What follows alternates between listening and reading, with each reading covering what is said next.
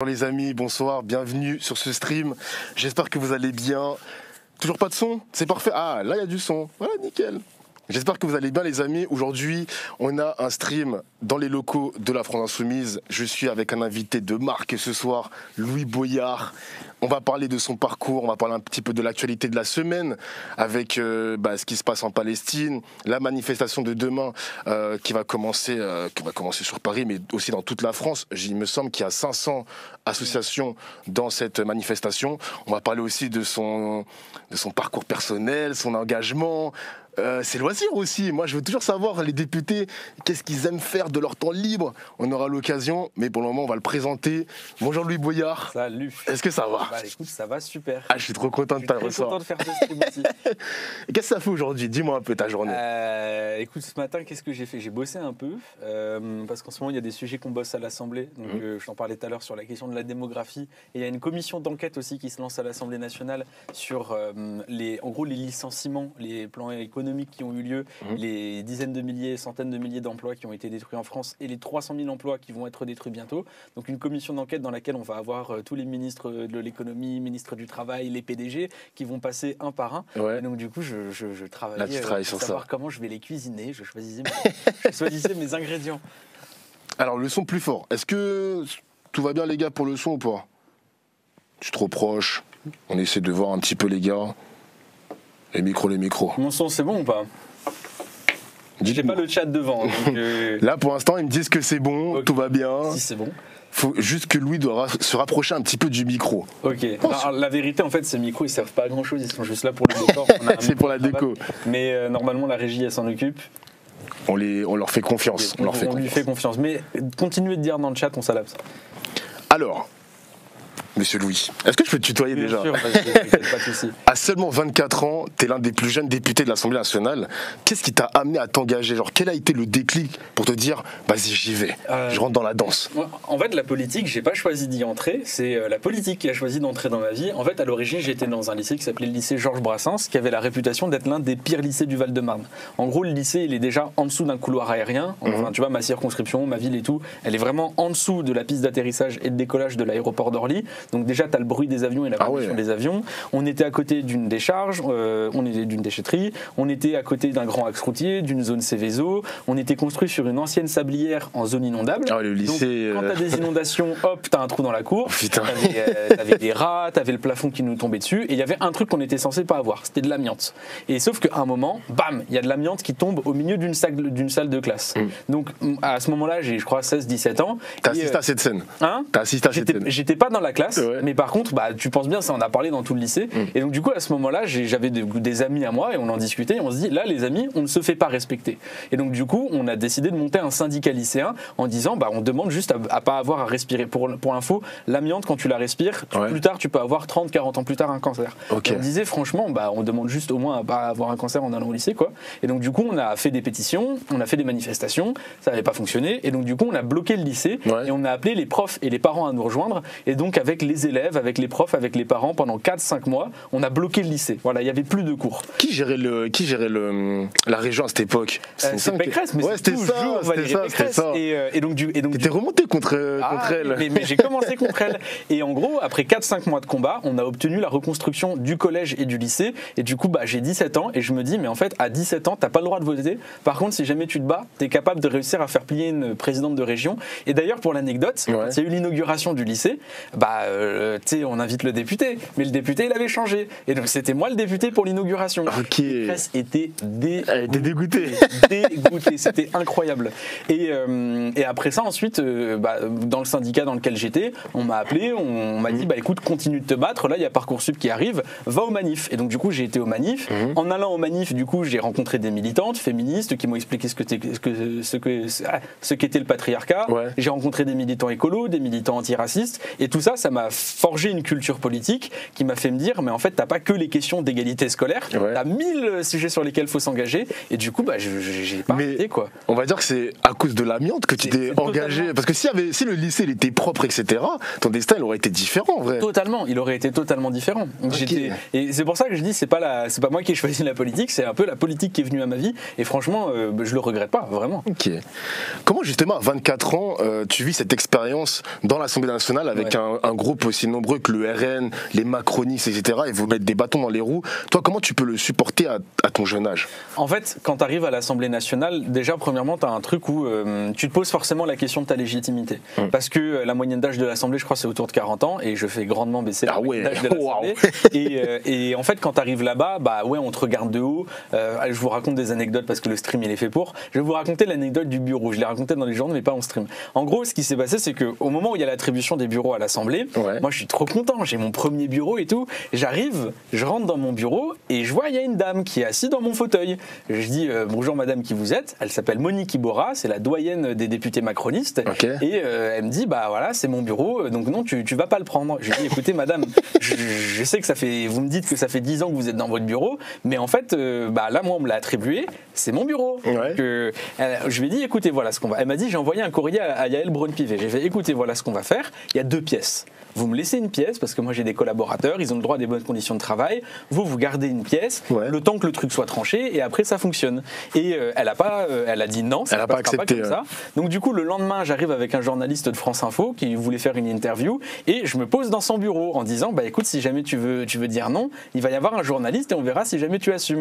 Et donc la dame, donc forcément j'arrive, je suis au bureau, le truc monte un peu dans les tours et elle me dit mais je sais pas pour qui tu te prends, moi en fait ça fait 10 ans que je suis ici, toi tu viens d'arriver, tu vas comprendre comment ça marche dans l'Assemblée nationale. Je fais ok, vas-y, pas de souci. À la fin, j'ai eu mon bureau et pour la suite de l'anecdote, il y a eu un article de presse dans lequel elle avait demandé des sanctions contre moi parce que j'aurais mis mes pieds sur son bureau, ce qui est totalement faux, premièrement parce que c'est mon bureau et deuxièmement parce que j'ai pas mis mes pieds dessus et après ensuite j'ai récupéré le truc, mais ce moment-là il m'a un peu marqué parce qu'il y avait quand même eu cette phrase, moi ça fait 10 ans que je suis là, toi tu viens d'arriver et c'est pas toi qui vas m'expliquer comment ça fonctionne. Et du coup, quand tu arrives là, en fait, tu dois te faire ta place. Et au moment de se faire sa place, tu te poses une question. Est-ce que je vais décider de me mettre en costume, cravate et de lire mes bons petits amendements, patati patata, ou est-ce que je vais dire, ok, non, moi je veux faire autrement. Et en fait, moi, le sentiment que j'avais de la politique, c'est que les jeunes, c'est pas qu'ils s'intéressaient pas à la politique parce que la politique ne les intéressait pas, c'est que la politique ne faisait rien pour intéresser les jeunes.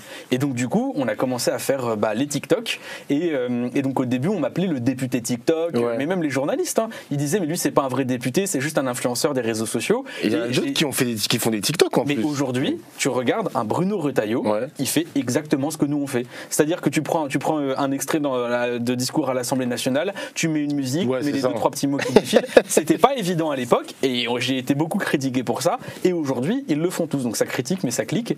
Et en gros, quand tu arrives à l'Assemblée et que tu es jeune, tu te sens pas légitime parce qu'on ne te fait pas sentir légitime. Je parle des politiques, les fonctionnaires de l'Assemblée, c'est des amours. Quoique quand je suis arrivé à l'Assemblée, on m'a dit pour les collaborateurs c'est de l'autre côté. Je fais non, t'es député. Mais les fonctionnaires vraiment ils sont incroyables. Mais par contre la politique elle te fait pas te sentir légitime.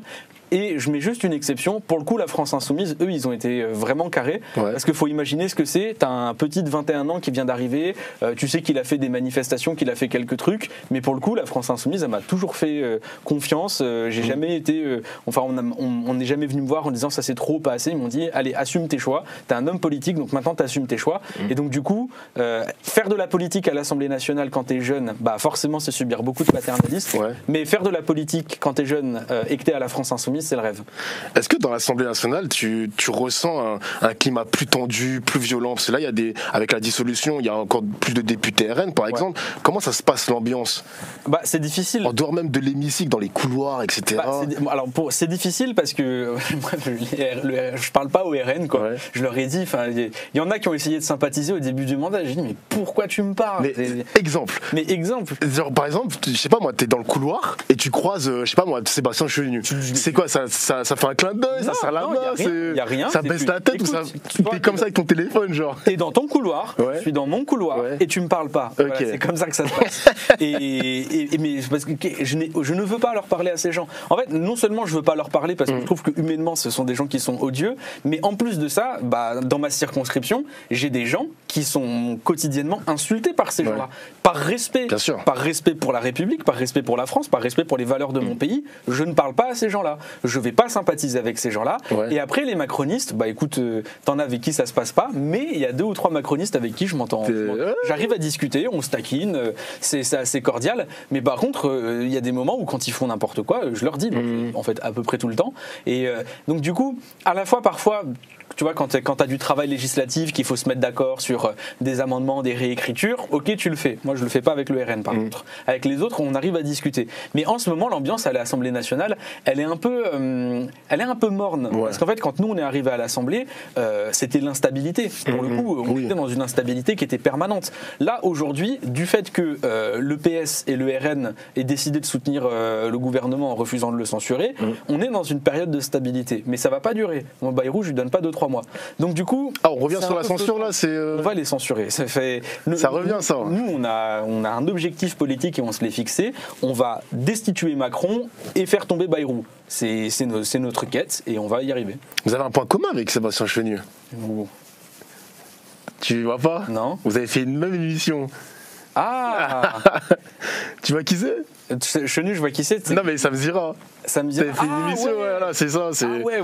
Ah oui, c'est vrai, il a été chez Sam Zira. C'était cool l'émission ou pas? Ça s'est bien passé? Ouais, en vrai, moi j'ai bien aimé. T'as bien aimé l'expérience? Franchement, quand je suis allé chez Sam Zira, je me suis dit, c'est la première fois depuis très longtemps que j'ai pas fait une interview dans laquelle je me suis senti respecté. Ouais, t'étais parce que bien. En vrai, aujourd'hui, quand on va dans les médias et qu'on est insoumis, on sait qu'on y va pour aller se faire péter la gueule pendant 20 minutes. Enfin, on le sait. Et quand tu prépares ton interview, tu te poses à la fois la question de qu'est-ce que je pourrais dire d'intéressant pour nourrir le débat public et informer les Françaises et les Français, mais en réalité tu te poses aussi la question, mais quel truc nul et insidieux ils vont trouver pour essayer de faire en sorte qu'on ne parle pas des vrais sujets, parce que pour le coup aujourd'hui quand tu regardes, mais c'est vrai pour la politique comme pour les médias, aujourd'hui on parle plus des vrais sujets, on en a toujours très peu parlé, mais là aujourd'hui il n'y a plus rien du tout. Déjà premièrement, à la télévision tu ne vois pas le peuple. Je sais pas c'est quand la dernière fois qu'on a vu un ouvrier par exemple sur un plateau télé, qu'on a vu des jeunes, qu'on a vu juste des gens normaux. Tu vois pas le peuple à la télé, tu vois pas les citoyens. Ou sinon quand tu vois les citoyens, tu les vois dans un cadre qui est très contrôlé, où le citoyen il a uniquement, en fait le peuple il est pas représenté dans la télévision. Donc du coup, et même les grandes gueules, tu vois, qui est censé être les représentants, dire on va faire ce truc, tu regardes les sujets dont parlent les gens et tu regardes qui sont les invités, c'est impressionnant de voir que tu n'as personne de gauche radicale aujourd'hui, que ce soit, je donne l'exemple des grandes gueules, mais je donne l'exemple partout. Le dernier c'était Anas Kazim. C'était le dernier. Moi aussi, j'ai été aussi. Mais aujourd'hui, c'est impressionnant de voir la quantité d'éditorialistes et de chroniqueurs centristes, d'éditorialistes et de chroniqueurs d'extrême droite, mais un éditorialiste ou un chroniqueur de gauche radicale, ça n'existe pas. Donc le peuple, il n'est pas représenté, notre courant politique, il n'est pas représenté, et en plus de ça, tu regardes les sujets dont on parle, islam, guerre, immigration, voile aussi. Ouais, voilà, le voile de temps en temps quand tu veux le ressortir, comme ça tu fais ton bingo.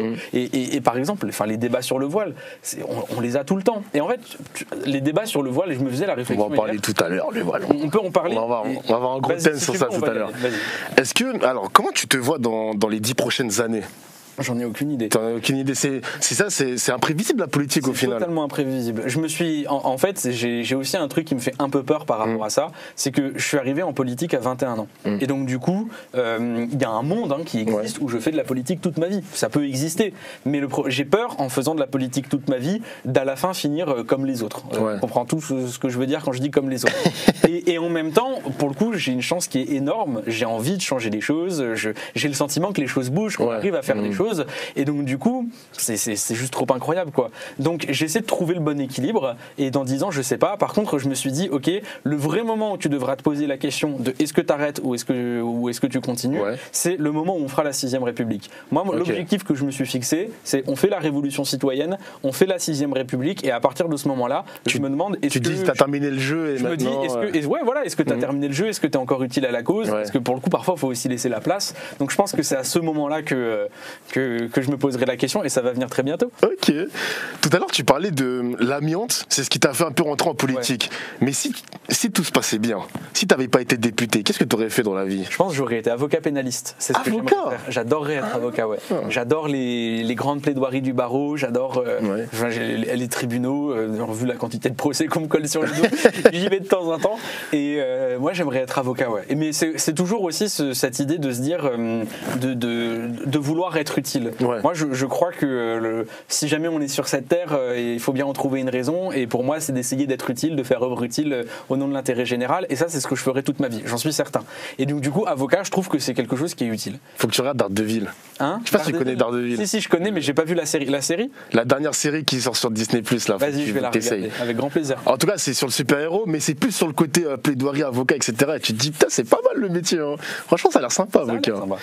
Est-ce que tu suis des streamers sur Twitch? Alors ouais, non. En fait, je regarde les classiques, quoi. Ouais. Je regarde de temps en temps les rediffs de Squeezie, tu sais, quand il joue à des jeux, l'Inquiétera de temps en temps. Enfin, tu sais, j'ai mes trucs. Parce que moi, de base, je suis un mec de la culture internet. Ouais, en vrai, là, ça se voit quand même. Aujourd'hui, tu vois, genre, je suis avec ma fille et tout, je suis comme ça. Je jouais à World of Warcraft. Ouais. J'étais ce genre de personne à l'époque. Et j'ai vraiment énormément joué. Donc, je suis un nerd de base. Et j'ai vraiment grandi avec la culture YouTube. Et donc, du coup, bah, aujourd'hui, j'ai beaucoup moins le temps de suivre. Ouais. Mais je regarde toujours par-ci par-là, les petits dramas et tout. Donc je regarde des rediffs de stream quand ça m'intéresse. Tu suis les dramas? Ah ouais, c'est quoi le dernier drama que t'as vu? Je sais pas, non, ça m'intéresse. les deux choses qui m'ont intéressé, moi déjà Abrèche-Sœur, je l'adore. T'as pas suivi le Ah, mais elle est bannie, TikTok. Oui, j'ai vu hier soir qu'il l'avait bannie. Alors je connais pas, j'ai juste vu le tweet passer. En gros, alors de ce que j'ai vu aussi hier soir qu'elle avait été bannie, mais donc du coup le concept Abrèche-Sœur, merci madame de faire ça.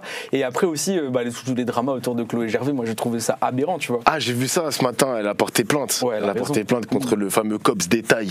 Putain, ce mec-là. Ok, t'es un mec d'internet, ok, c'est bien, c'est bien. Mais obligé. De toute façon, qu'est-ce que tu veux que je fasse? Je vais pas aller regarder la télé. T'as raison. Reste bien sur Twitch, YouTube, tout ça, tu as raison. Est-ce que t'aimerais qu'un streamer.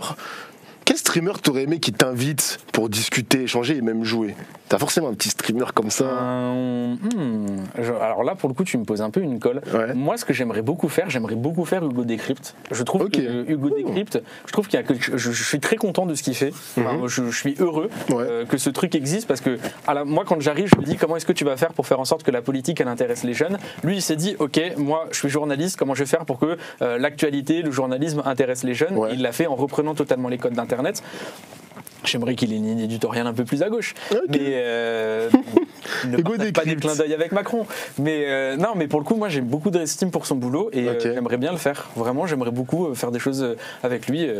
Bon, après, là, vu que je viens de le vanner sur le clin d'œil avec Macron, je ne serai jamais invité. Mais tu vois, c'est mon problème. Je m'embrouille avec tout le monde. Je me suis embrouillé avec Cyril Hanouna. Je me suis embrouillé avec les grandes gueules. La dernière fois, j'ai fait Bourdin. On s'est engueulé en se quittant le plateau. Et en fait, c'est mon gros problème, c'est qu'un journaliste. C'était quoi cette séquence déjà? Non, c'était pas une séquence, c'était sorti à la fin. Ah, c'était en off? Ouais, c'était en off où en gros je lui avais dit mais pour qui tu te prends?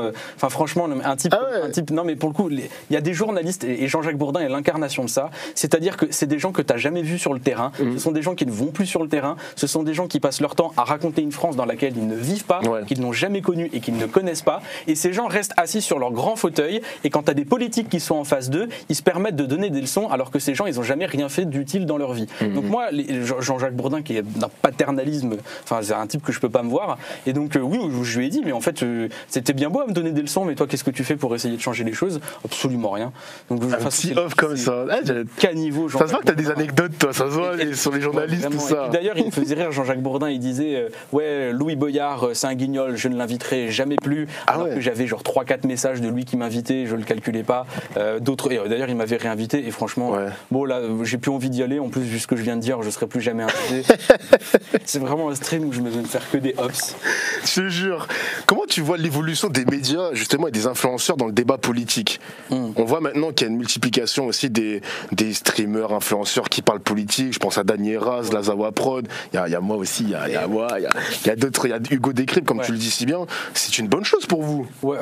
Je trouve que c'est une bonne chose pour tout le monde en fait. Premièrement, comment je vois l'évolution des médias?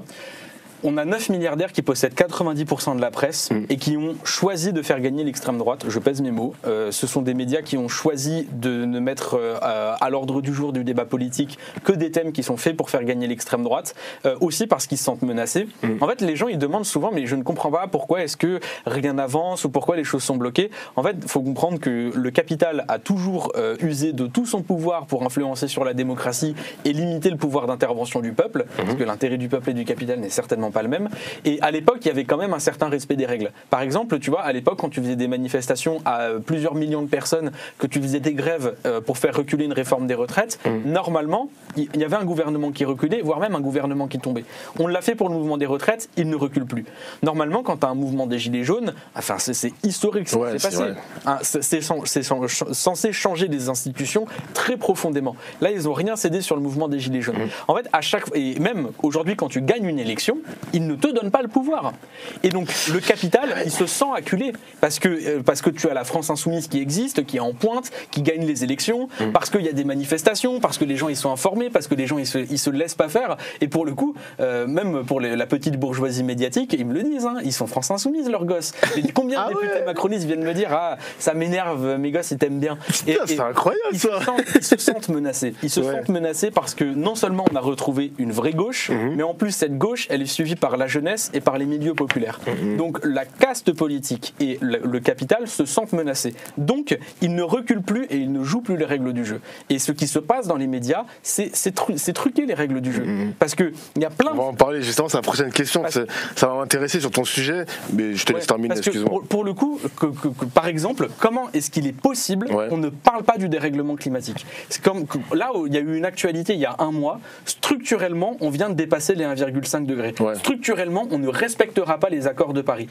À partir de quel moment ça va devenir un sujet? Comment c'est possible que, par exemple, on parle autant des banlieues sans jamais raconter réellement ce que c'est que la banlieue? Parce que les médias, pour le coup, c'est des gens qui ne connaissent pas la banlieue et qui sont incapables de raconter la banlieue autrement qu'avec leurs préjugés racistes et néocoloniaux.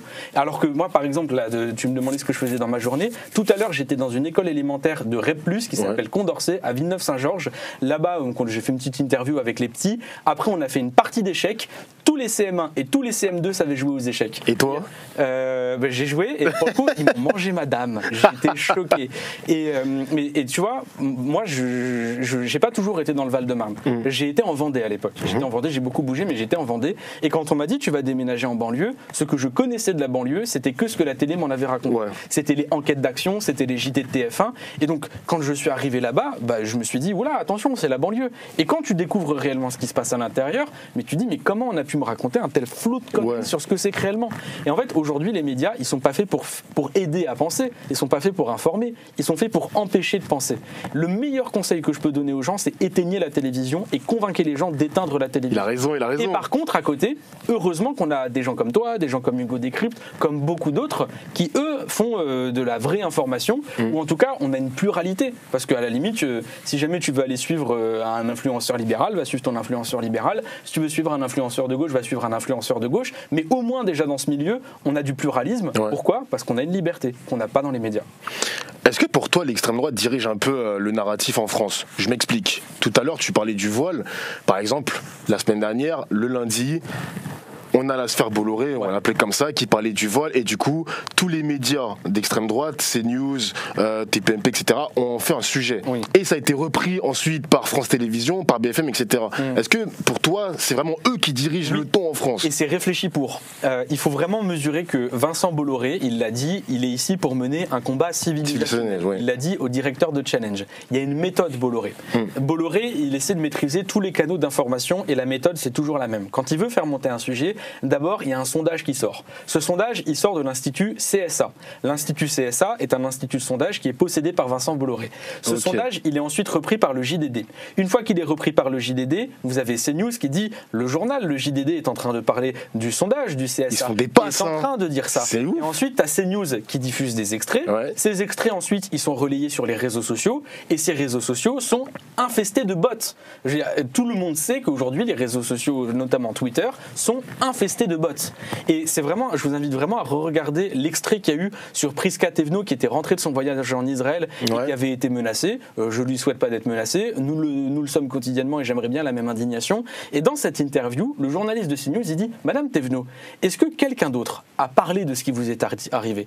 Et Thévenot, elle est là en mode « non, vous êtes les premiers à m'en parler. » Et eux, ils sont là en mode « Ah vous voyez, il n'y a que CNews qui en parle. » Et sur les réseaux sociaux, les bots de l'extrême droite, ils font monter le sondage CSA, l'article du JDD et le truc de CNews et ils disent « Mais pourquoi est-ce que BFM TV et le service public n'en parlent pas ?» Et c'est là où tu as des digues qui cèdent. C'est qu'après, tu as BFM TV, Radio France, tout le monde se met en parler. C'est une stratégie réfléchie, c'est une stratégie délibérée. Et je vous invite vraiment à lire le livre qui s'appelle Les Irresponsables, qui a été fait par Chapoutot, qui en gros retrace l'accession au pouvoir des nazis. Et ce livre, il est passionnant autant qu'il est terrifiant. La situation dans laquelle nous sommes en France est vraiment à 90% exactement la même que la situation dans laquelle se trouvait l'Allemagne dans les années 30. Il y a un passage dans ce bouquin qui m'a beaucoup marqué. Là-bas, à l'époque, ils avaient leur Vincent Bolloré à eux. C'était Hugenberg. Lui, il a fini ministre des Finances du Reich. Et en gros, ce type, c'était un oligarque qui possédait énormément de médias. Et lui, il disait, moi, je suis monarchiste, fasciste. Et c'est un assistant à lui qui expliquait ça. Il disait, nous, on est contre la démocratie parce qu'on ne croit pas en la démocratie. Parce que nous, on possède tous les journaux. Donc, si jamais on prend nos journaux, on répète une information en boucle pendant 2-3 ans, et à la fin, les gens, ils seront influencés. Et c'est la preuve que le libre arbitre n'existe pas. Et parce que le libre arbitre n'existe pas, la démocratie n'existe pas, donc il faut le fascisme. Ils le disent vraiment comme ça. Et la stratégie de Vincent Bolloré aujourd'hui, c'est pendant 2-3 ans de labourer, et à la fin, d'essayer d'influencer sur le libre arbitre. Comment faire pour imposer ces idées dans une société où presque tous les médias sont anti-LFI ? Par exemple, tu parlais du réchauffement climatique. Comment on l'impose ce sujet-là sur la table médiatique ? C'est compliqué. Nous, comment est-ce qu'on fait ? Déjà, premièrement, on va dans les espaces médiatiques. Par exemple, il y a des questions qui se posent sur le boycott des médias Bolloré. Moi, je pense qu'il faut continuer d'y aller parce qu'il faut rentrer à l'intérieur et les rendre fous, premièrement. Deuxièmement, les réseaux sociaux. Les réseaux sociaux sont un indispensable pour nous parce que c'est le seul endroit où on peut s'exprimer un peu librement. Et ensuite, troisièmement, c'est dans les luttes. Parce que la vérité, c'est que la France insoumise, elle ne réussira pas à appliquer son programme uniquement en gagnant les élections. Au moment où on va prendre le pouvoir, on va avoir besoin que le peuple français, il se bouge, il se rassemble, il fasse quelque chose. Donc c'est le sens de ce qu'on veut faire avec l'Assemblée constituante, où tu réunis une assemblée de citoyens jamais élus, accompagnés de constitutionnalistes, une nouvelle constitution. Quand tu auras la bataille pour la réindustrialisation, mais il y a intérêt qu'il y ait des grèves. Nous, on veut qu'il y ait des... Moi, j'espère bien que le jour où on prendra le pouvoir, on aura les jeunes qui iront manifester en disant vous avez intérêt à mettre en place le programme. C'est le jour où on gagne, je veux que les jeunes manifestent contre nous. Parce qu'on a besoin de ce bouillonnement pour changer les choses. C'est vrai que moi, sur mes streams, je parle beaucoup de ces fameux SMIC à 1600 €. On attend toujours ce SMIC. Et c'est une vanne, c'est devenu une vanne maintenant sur Internet parce qu'on attend toujours. Mais il suffit que d'un papier, quoi. C'est ça. Et c'est pour ça, parce qu'il faut comprendre ce qui s'est passé au moment où on a réussi à gagner les élections législatives.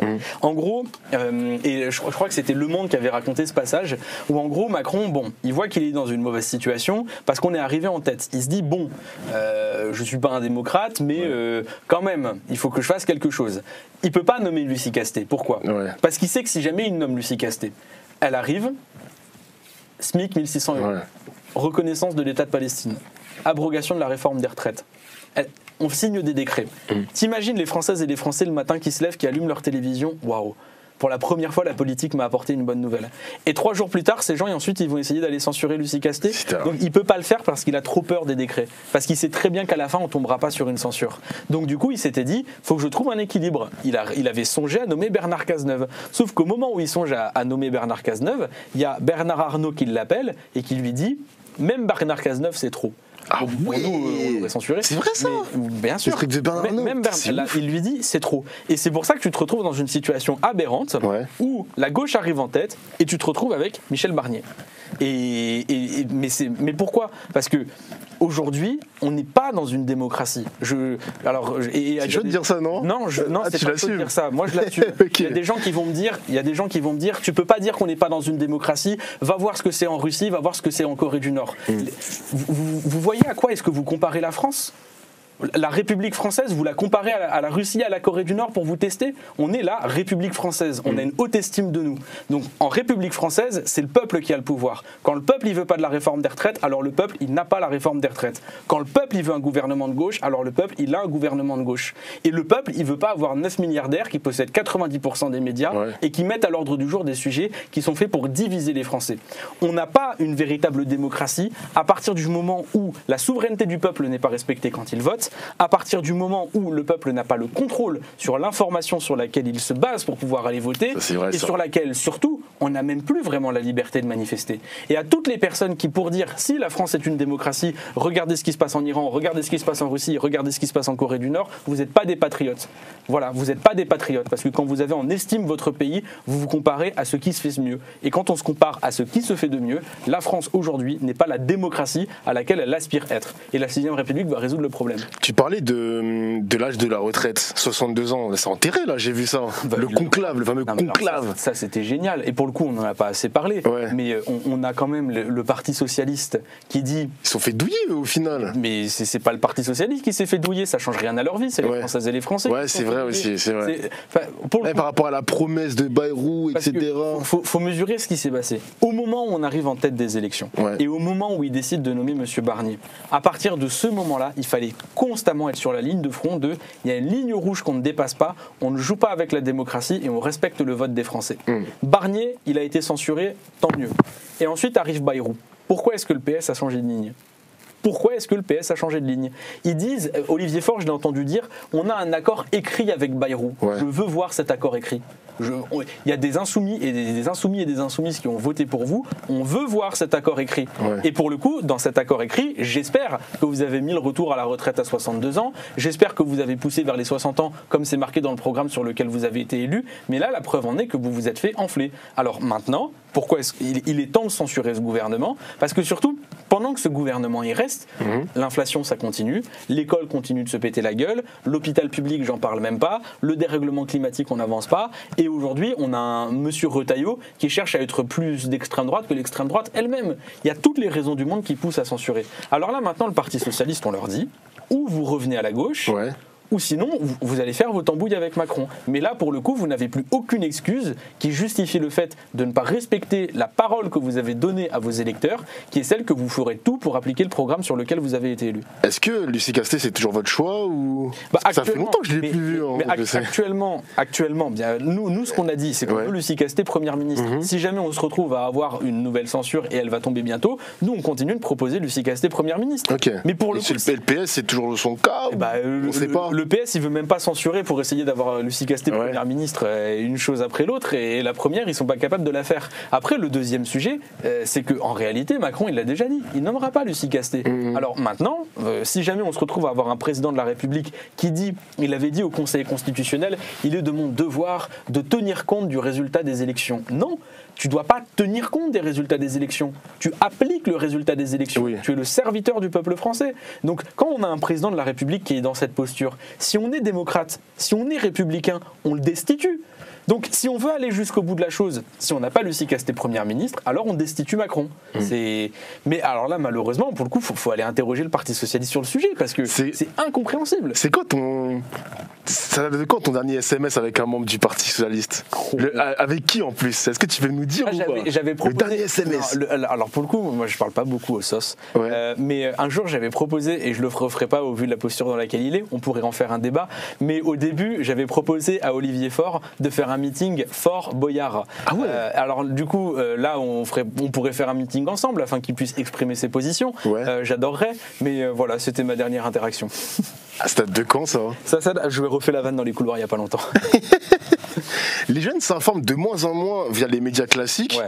Tu peux leur conseiller quoi comme médias, à part moi, mais genre même dans la presse écrite, ou même à la télé? Peut-être à la télé, il y a peut-être une chaîne. La chaîne parlementaire de temps en temps, Arte font des trucs sympas. Et lisez Le Monde diplomatique. Vraiment, le Monde diplomatique. Génial. C'est quoi? C'est de la presse écrite ou c'est presse écrite, ça sort tous les mois. Incroyable, mais vraiment pour moi top 1 meilleur journal, vraiment. Et après ensuite, après t'as des revues qui sont intéressantes aussi, et après ensuite, j'aime bien moi le fait que on dit les jeunes ils s'intéressent de moins en moins aux médias classiques. Ouais. Mais c'est pas du tout la preuve d'une dépolitisation, au contraire. À l'époque, les jeunes... Ils cherchent ailleurs, quoi. C'est que déjà, de base, il y en avait beaucoup qui cherchaient pas. Ouais. Et en fait, aujourd'hui, mais même quand tu veux pas suivre l'actualité, elle s'offre à toi. Et c'est tout un débat sur pourquoi est-ce que les jeunes n'y votent pas. C'est quand même un gros sujet. En sortant de l'école à 18 ans, il y en a plein qui votent pas.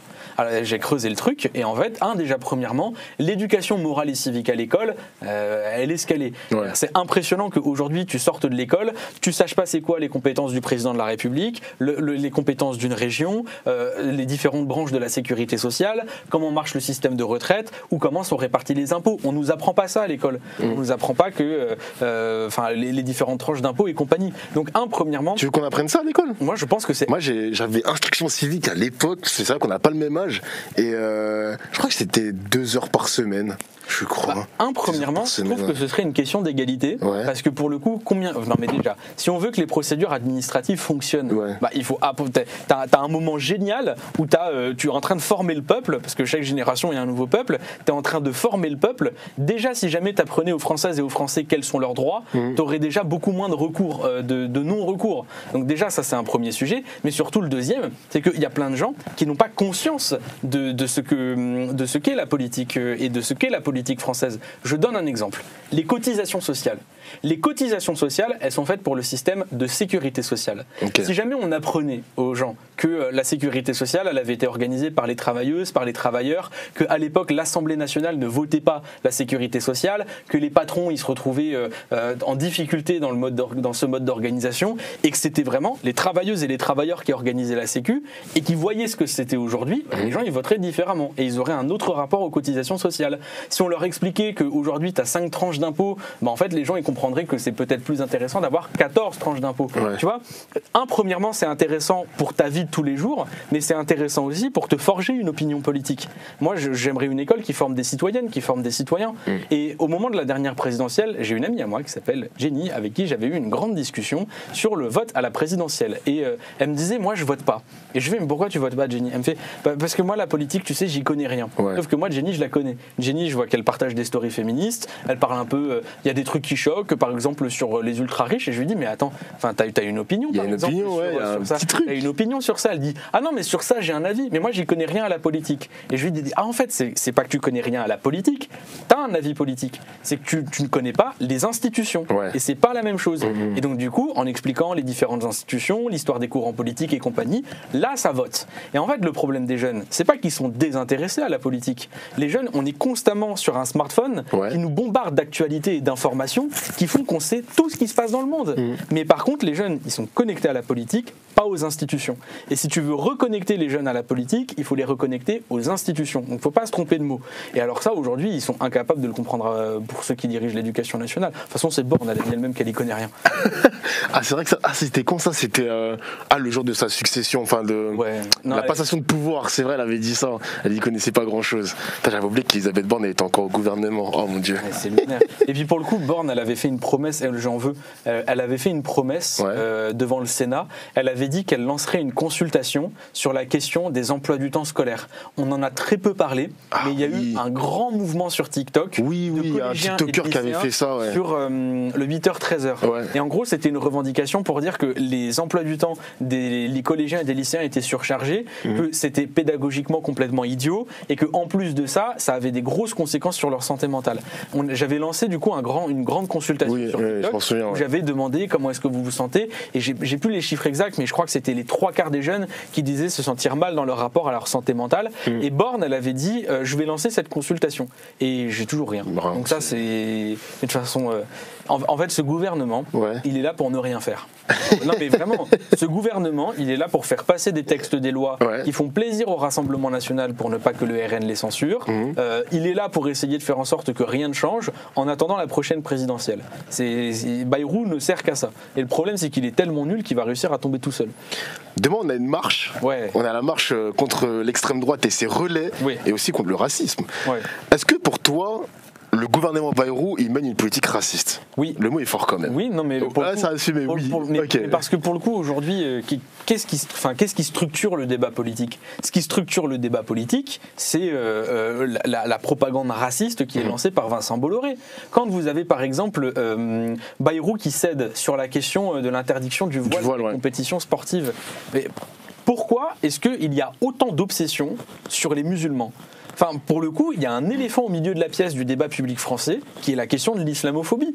Qu'est-ce qui justifie qu'une religion occupe à ce point les débats politiques, les débats médiatiques? Qu'est-ce qui justifie qu'on parle autant d'immigration, mais c'est pas de l'immigration ukrainienne dont on parle, c'est pas de l'immigration allemande, c'est l'immigration noire et arabe. Et à un moment, il faut poser les mots. Comment ça se fait qu'on parle autant en mal des quartiers populaires, qu'on en parle autant avec les préjugés racistes et néocoloniaux qu'ils utilisent à longueur de journée? Donc oui, aujourd'hui, il y a un débat politique qui est structuré sur une question ethnique, parce que ces gens, ils ont une vision du peuple qui est ethnique, ce qui est profondément anti-républicain. La République, c'est liberté, égalité, fraternité, quelle que soit ta religion, ta couleur de peau, ton origine ou ton genre. À partir du moment où tu es d'accord avec la devise républicaine et que tu fais vivre ce peuple, alors oui, tu peux faire partie de la France. Mais on a des gens qui ont une autre vision. Et pour le coup, celui qui cristallise ça, c'est Retailleau. Et pour le coup, moi, il y a quelque chose qui m'a effaré. Sur Backseat, il y a la porte-parole du gouvernement. Ah, j'ai vu le passage. Porte-parole du gouvernement, où elle répond « Ah, pourquoi est-ce que vous êtes avec Retailleau ?» Et elle répond « Mais Retailleau, ce n'est pas le Rassemblement national. Économiquement, nous n'avons que des désaccords. C'est ça ton désaccord avec le Rassemblement national ?» Non, il n'y a pas un autre problème. Donc pour ces gens, se distinguer du RN, c'est se distinguer uniquement sur les questions économiques. Et là, c'est intéressant de voir ce qui se passe à l'échelle du monde, parce qu'il y a une nouvelle extrême droite qui est en train d'émerger. Cette nouvelle extrême droite, c'est une extrême droite ouvertement raciste, ouvertement islamophobe, qui parle d'un conflit civilisationnel contre les musulmans. Et ça, c'est le choc des civilisations de Huntington. Et ensuite, elle est profondément libérale et libertarienne. C'est-à-dire, c'est la ligne Elon Musk, c'est la ligne Milley. Et aujourd'hui, vous regardez par exemple Jordan Bardella.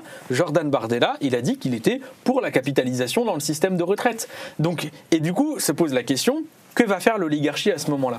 En France, on a un mouvement de gauche radicale qui est face à des libéraux qui sont en train de s'effondrer et une extrême droite qui se propose en alternative. C'est pour ça qu'il y a toute l'oligarchie qui soutient le Rassemblement national. Et ça s'est vu qu'au moment des dernières élections législatives, une semaine avant les élections, mais Bardella il jetait tout par-dessus bord. Abroger la réforme des retraites, attendez, on va voir. Blocage des prix de première nécessité, oula, certainement pas.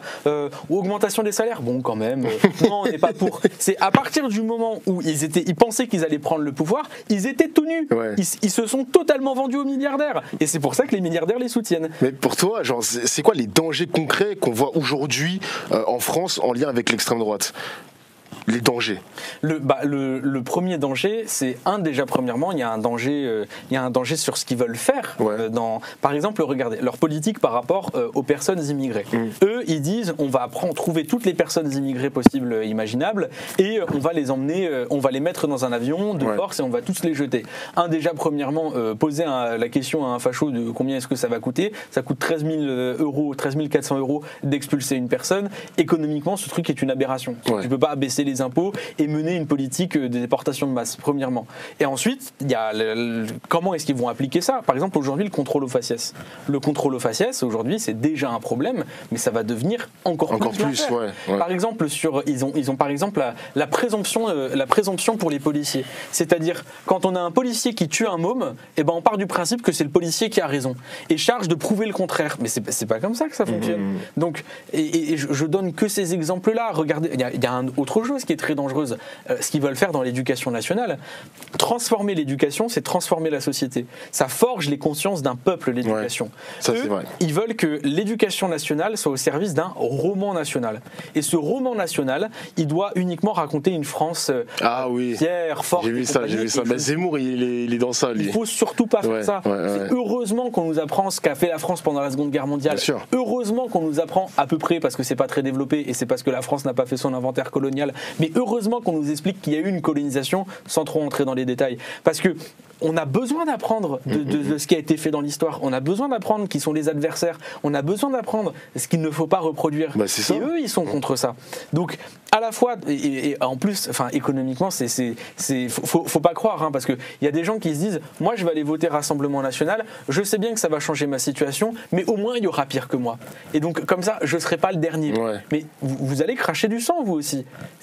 Donc, le danger de l'extrême droite, je peux même pas non plus dire à quel point ça va aller loin, parce que eux-mêmes, je pense qu'ils testent constamment les limites de ce qu'ils peuvent faire. Mais par contre, ce qui est sûr, c'est que le cadre du droit n'existera plus. Ouais. Par exemple, qu'est-ce qui fait que le Rassemblement National se distingue profondément de tous les autres? Eux, ils veulent par exemple sortir de la Convention des droits de l'enfant.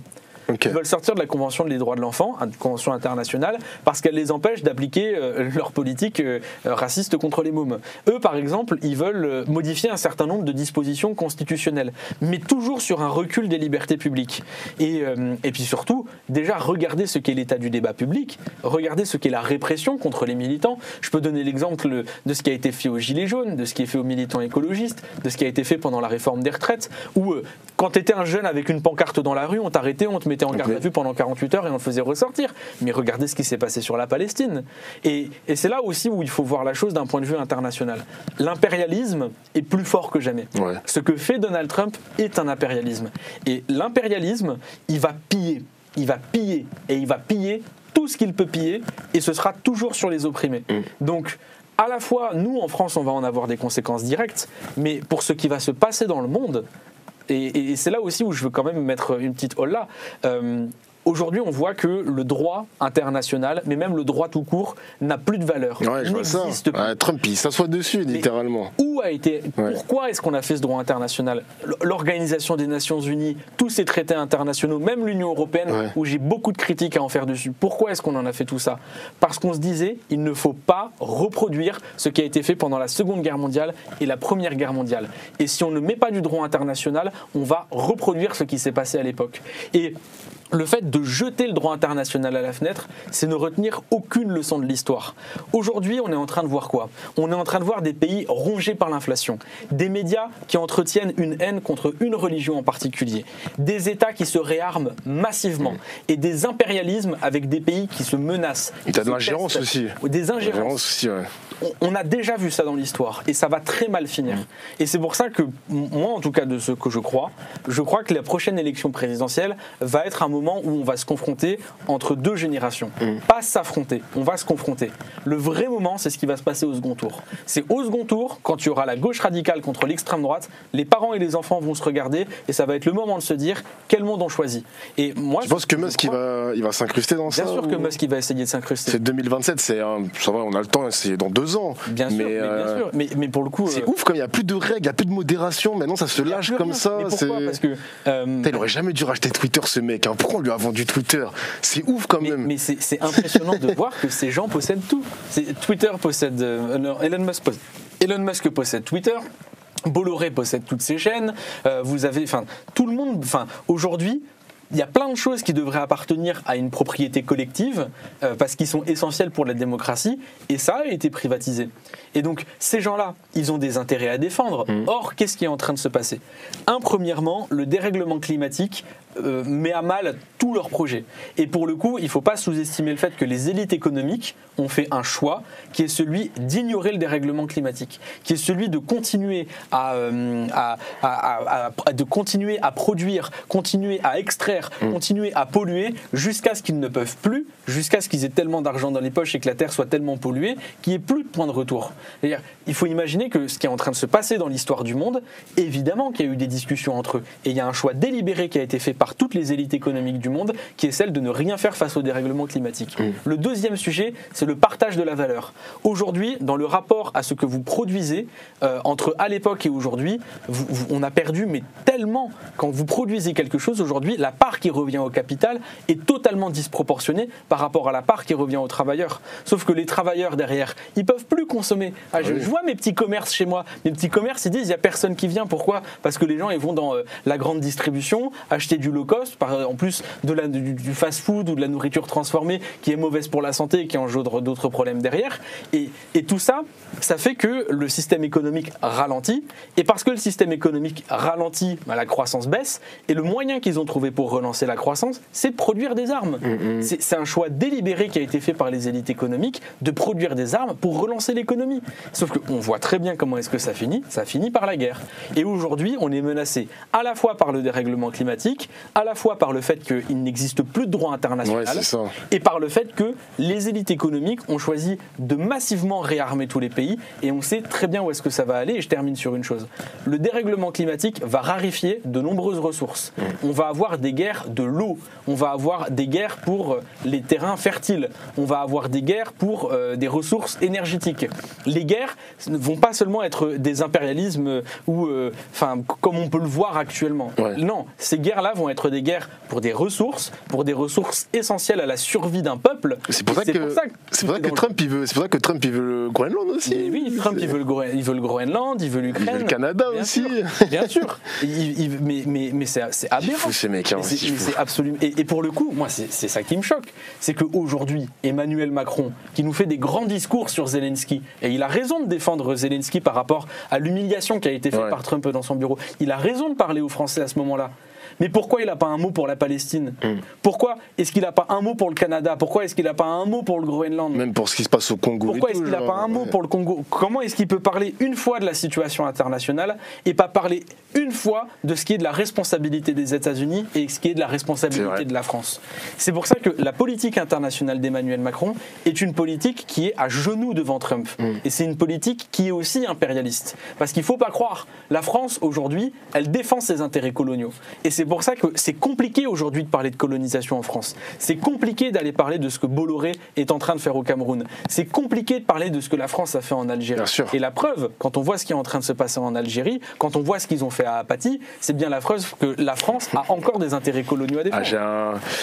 C'est dur de défendre Apathy. J'ai vu que vous avez fait des tweets parce que c'était injuste qu'il a été mis à l'écart, etc. Bon, on m'a un peu tombé dessus. J'ai dit, les gars, vous allez voir. Semaine A, il est cool avec vous. Semaine B, vous allez voir, il va vous critiquer. Semaine B, il a sorti des trucs de fou avec l'affiche sur Cyril, etc. Il a fait son commentaire, il a fait son tweet. J'ai dit, vous voyez, parce que j'ai vu Jean-Luc Mélenchon, il a fait son tweet sur Apathy. Et Emmanuel Bompard, il m'avait répondu sur un tweet, il m'a dit, ouais, mais il faut quand même défendre une position où il a été injustement mis à l'écart. Moi, je suis en mode, faites attention quand même, parce qu'Apathy, c'est pas un camarade. Attention. Je suis d'accord, Apathy, c'est pas un camarade, mais au vu de la période dans laquelle on est, le jour où ils sont allés chercher Rima Hassan, les gens l'auront pas défendu. Le jour où ils sont partis chercher Apathy, les gens l'ont pas défendu, et le jour où ils viendront nous chercher, il y aura plus personne pour nous défendre. Pour le coup, il y a quand même une question de respect de principe de la liberté d'expression, de la vérité historique aussi. Il faut défendre coûte que coûte, parce que qu'est-ce qui est étrange dans la période, c'est que chaque jour on voit des digues céder. Chaque jour on a l'impression que le pays sombre de plus en plus dans un fascisme grossier et caricatural. Et si jamais on ne tient plus ces digues, alors tout est perdu. Et aujourd'hui, et c'est pour ça qu'il y a beaucoup de gens qui disent la France insoumise, parfois vous êtes trop ci, parfois vous n'êtes pas assez comme ça, mais merci parce que vous êtes les seuls à tenir les digues. Et c'est pour ça, je donne un avertissement aux communistes, aux écologistes et aux socialistes qui parfois profitent de la situation pour nous taper dessus. Si jamais nous on tombe, vous êtes les prochains. Et on est dans un moment où on n'a pas le droit de se diviser.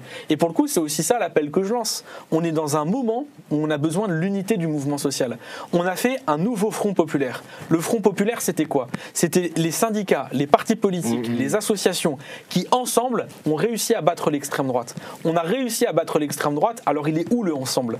Et c'est ça l'objectif de la marche du 22. L'objectif de la marche du 22, c'est de poser une première pierre pour qu'on ait un collectif national, un collectif républicain, un collectif démocrate, un collectif antifasciste qui nous permettent de battre l'extrême droite à la fois dans la rue et surtout dans les urnes. Ouais, mais avoir comme collègue Fabien Roussel, compliqué, non? Il a perdu l'élection. Ouais, mais ce mec-là, genre, il avait fait le tweet où il y avait son affiche avec.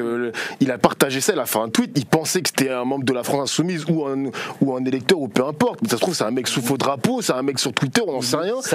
Et Martine Aubry a retweeté ça, elle a fait aussi son tweet. Je suis en mode, mais les gars, mais vous alliez avec des mecs comme ça, mais c'est. Je vais les respecter, mais c'est un peu idiot de faire des choses comme ça. Ça saute aux yeux que c'est pas vous, genre. Bien sûr, mais. C'est triste quand même. Hein. En fait, c'est pour ça, faut leur dire. Premièrement, il y a une volonté d'essayer d'exister. Ils essayent par Twitter, mais je sais même pas s'ils lisent les commentaires Twitter parce que c'est pas la France Insoumise, les gars, réveillez-vous. Mais ça, ils veulent pas comprendre ça. Eux, ce qu'ils veulent, et c'est ça que je dis pas tous. Hein. Dedans, il y a des bons camarades, mais dedans, il y en a aussi qui ne supportent pas que ce soit la gauche radicale qui porte le drapeau, qui ne supportent pas que le programme soit sur la base de la gauche radicale, qui ne supportent pas de voir la popularité de la gauche radicale en France. Et donc, il y en a qui cherchent à tout faire pour essayer d'ostraciser la France insoumise. Il y en a qui pensent aussi que le meilleur moyen d'exister politiquement, qui pensent que le meilleur moyen de faire gagner la gauche, c'est de taper sur la France insoumise. Mais quand je vois ce que font les écolos, les socialistes ou les communistes, quand je vois ceux parmi eux qui nous tapent dessus, je leur dis, c'est pas comme ça que vous allez convaincre des gens de voter pour notre alliance de gauche. L'idée, c'est pas de rassurer une petite bourgeoisie sensible à la moindre petite secousse en disant, ah regardez, nous on n'est pas comme les autres. C'est pas comme ça que vous allez les amener. Il y a besoin de nous défendre. Mais il y a un besoin de nous défendre à la fois parce que stratégiquement c'est la meilleure chose à faire, mais parce que la justice commande de nous défendre. C'est au moment où ils ont menacé Rima Hassan de la déchoir de sa nationalité. C'est une folie, ça. Mais ça aurait dû être, la bronca générale. C'est une élue de la République. Et puis on menace pas de déchoir les gens de leur nationalité. Mais tu vois, ça c'est pareil, ça c'était une polémique qui avait été lancée par l'extrême droite. Ça a été repris par les médias, même les médias mainstream. Je suis en mode, mais vous voyez, c'est eux qui dictent les règles, c'est eux qui dictent le narratif. Ça en fait un débat, est-ce qu'elle mérite de personnalité ou pas? Je suis en mode, mais les gars, on a perdu. Ces mecs-là guident tout, genre, ils guident tous les débats, tous les opinions. Oui, mais il faut pas sous-estimer l'intelligence du peuple français. J'espère quand même, ça fait peur. Je le crois vraiment. Déjà, première fois, on est un peuple instruit. Deuxièmement, heureusement, on a les réseaux sociaux. Et troisièmement, et c'est la grande différence avec l'Allemagne des années 30, c'est qu'à l'époque, la jeunesse, elle votait majoritairement pour l'extrême droite nazie. Aujourd'hui, la jeunesse, elle vote majoritairement pour la gauche radicale. Le véritable sujet, c'est ce qui va se passer à l'élection, à l'entre-deux tours. Il n'y a pas que ça comme facteur. Hein. Mais l'âge, on voit que dans les répartitions dans le vote, c'est un facteur qui est déterminant. Au moment de l'élection, il va y avoir la jeune génération qui va devoir aller voir les parents et qui va devoir leur dire, écoutez, voilà le monde que vous nous laissez. Et honnêtement, il n'est pas top. Là, nous, on a le dérèglement climatique. Là, nous, on a les droits des femmes qui sont menacés. Nous, on n'est pas d'accord avec le racisme et l'islamophobie. Juste, est-ce que maintenant, vous pouvez nous faire confiance et vous pouvez nous laisser diriger? Il ne s'agit pas de votre avenir, il ne s'agit pas de votre vote égoïste, il s'agit maintenant d'avoir un vote de respect et d'altruisme pour la jeune génération qui va devoir réparer les conneries. Et je crois que c'est ça. Moi, je pense que c'est ça qui va permettre en partie de gagner le vote.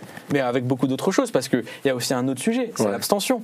Et pour le coup, moi, j'en entends de plus en plus des gens qui disaient « Franchement, je votais plus, mais là, je vois que le système, il est grossièrement contre vous.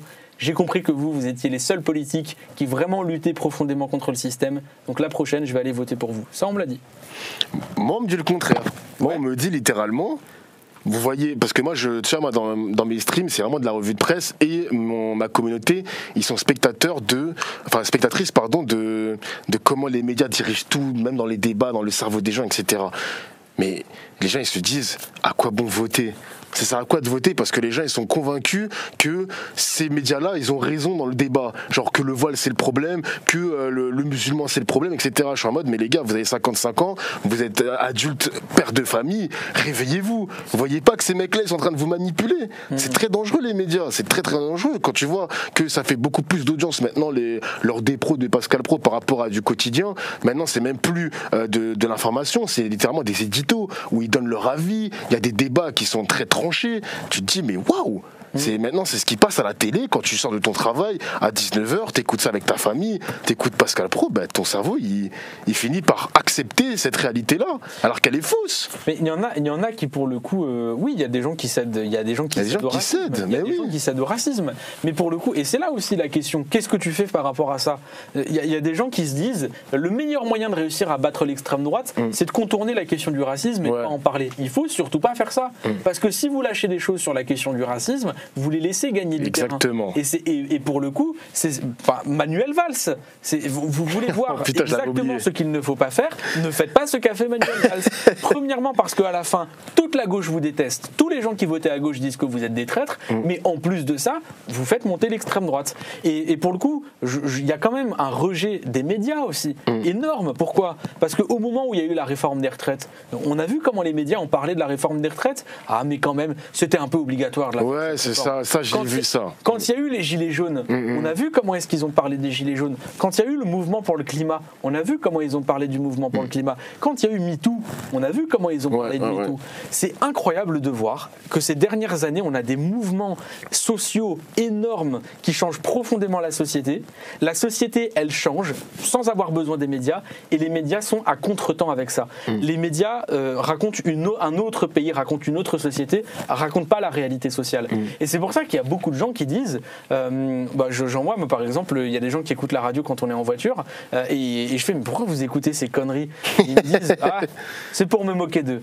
Et en vrai, aujourd'hui, les médias, oui, ils ont une influence sur une partie du pays, mais il y a quand même une grande partie du pays qui n'est pas d'accord avec eux et qui savent qu'en réalité, c'est des vendus de l'oligarchie. Et aujourd'hui, tout le monde sait que 9 milliardaires possèdent 90% des médias. Tout le monde voit que ça raconte de la contre-vérité. Et en fait, par exemple, il y a un sujet qui, pour moi, a achevé de montrer à quel point les médias n'étaient pas là pour informer, mais étaient là pour empêcher de penser. C'est ce qui s'est passé sur la Palestine. C'est vrai. Sous les yeux du monde, on avait un génocide et allumer toutes les télévisions du monde, il n'existait pas. Je crois qu'à partir de ce moment-là, il y a quelque chose qui s'est passé parce que on nous dit souvent la France insoumise s'est mis de côté, s'est ostracisé sur la question de la Palestine. Je suis pas d'accord. Je sais qu'il y a une majorité du peuple français qui est pas d'accord avec ce qui est en train de se passer actuellement à Gaza, qui est pas d'accord avec le comportement du gouvernement israélien vis-à-vis des Palestiniens. Peut-être qu'on le voit pas à la télé, mais moi je crois qu'il y a une majorité dans ce pays qui est d'accord avec nous. Et la majorité dans ce pays, elle a très bien compris qu'entre nous et la télévision, c'était nous qui étions du côté de la vérité. D'ailleurs, j'ai vu une émission, je crois que c'était une émission de France Télévisions, où ils avaient invité, je crois que c'était Rémi Hassan qui avait partagé le tweet, il n'y avait que des spécialistes, mais c'était Israël. Il n'y avait pas de Palestiniens, il n'y avait pas de personnalité pour la Palestine, pour défendre les droits des Palestiniens, il n'y avait que des pro-israéliens. Je suis en mode, mais waouh, il n'y a pas de pluralisme, il n'y a rien. Genre. Et c'est le service public. Franchement, c'est ouf. Mais oui, mais qu'on s'amuse là maintenant, en plus tu fais des revues de presse. Chaque fois qu'on fait des revues de presse ou qu'on regarde la télé, regardez, où est-ce que vous voyez un ouvrier ? Où est-ce que vous voyez quelqu'un des banlieues ? Moi, je me rappelle, au moment où il y avait eu les révoltes dans les quartiers populaires, il y avait plein de représentants d'associations de quartiers qui passaient sur les plateaux de télévision. C'est vrai, ça. Et quand ils passaient sur les plateaux de télévision, ils disaient, bah ouais, quand même, actuellement dans les quartiers, écoutez, ça va mal. Et ils disaient, non mais attendez, appelez au calme, appelez au calme. Et non mais on va parler de ce que vous êtes en train de dire, on en parlera après. Là, maintenant, on ne peut pas avoir de discussion tant qu'on n'a pas le calme. Et une fois qu'on aura le calme, on va en reparler. Et bah écoutez, une fois que le calme est revenu, c'est quand la dernière fois que vous avez vu un représentant de ces assos des quartiers populaires ? Nulle part. Ça date quand même, Les ouvriers, on les voit pas. Les membres des quartiers, on les voit pas. Les jeunes, on les voit pas. Les écolos, on les voit pas. Les scientifiques, et pour le coup, les attaques qui sont faites sur la science, quand est-ce qu'on voit un scientifique ? C'est incroyable de voir passer des gens qui prétendent tout savoir sur tout. Et on découvre en plus qu'ils savent rien sur rien. Un Christophe Barbier n'a pas autant à parler. Je ne vois pas pourquoi on demande à Christophe Barbier son avis sur absolument tout.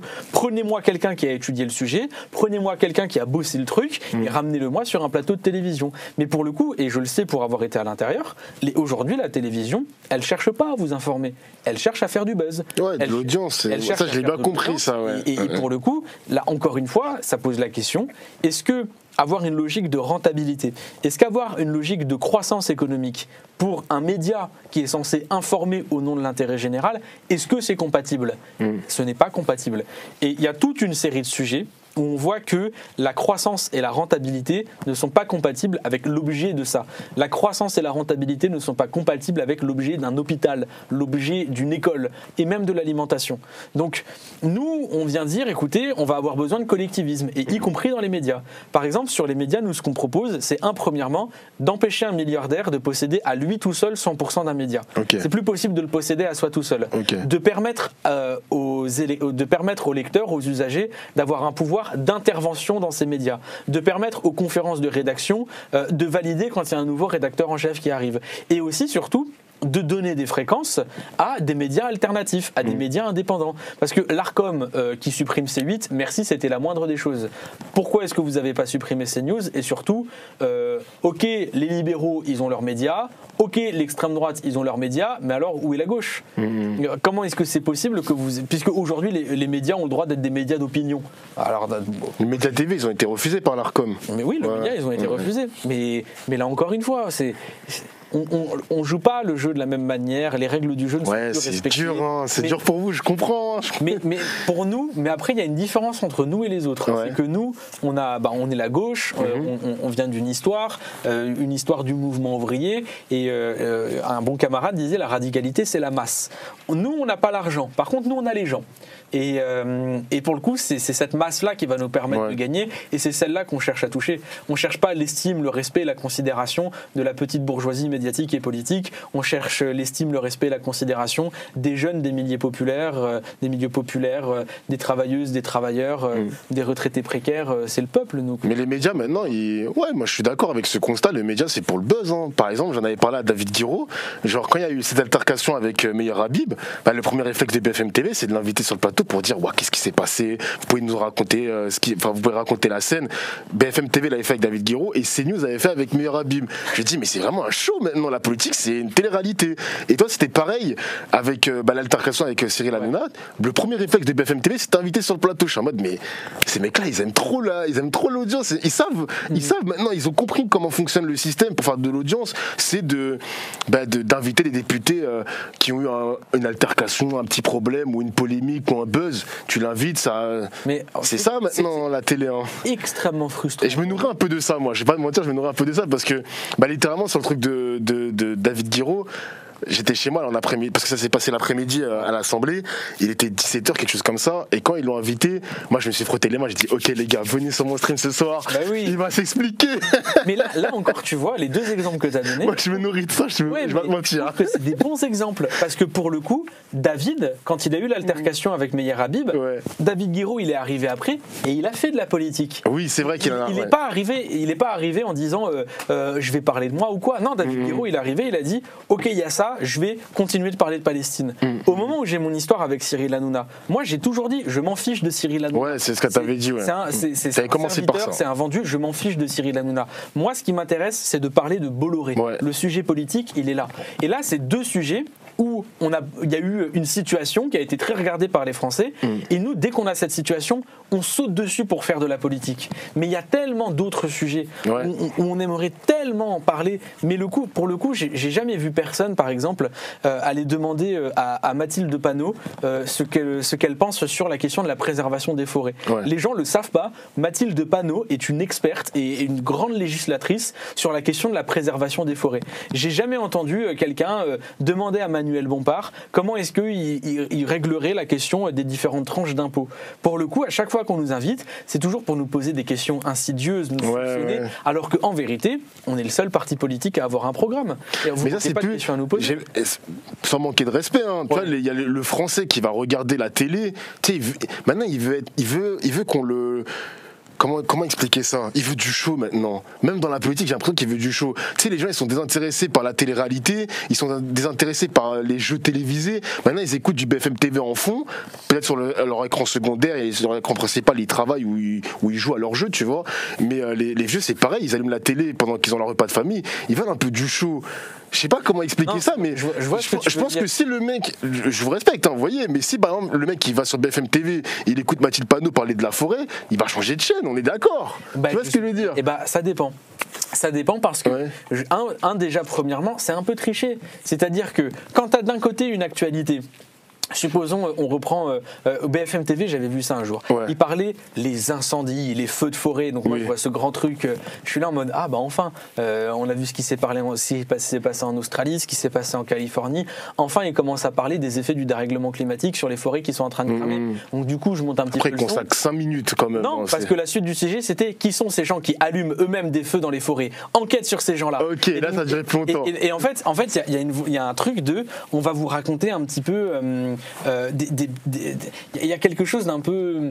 On a envie de connaître la situation individuelle, on veut observer, on veut un peu voyeuriste, tu sais, et puis surtout quelque chose d'intense, tu vois. Enquête d'action, c'est fait pour ça. Et donc du coup, oui, je comprends qu'il y ait des gens qui soient en quête de ça. Et moi, par ailleurs, moi le premier, j'ai souvent regardé ces choses-là, parce que quand tu regardes la télé, bon bah tu veux te vider la tête, tu veux t'occuper à autre chose. C'est ça, ouais. Mais et pour le coup, je suis pas contre le fait que ces programmes-là existent. Mais pour le coup, pourquoi est-ce qu'il n'y a que ces programmes?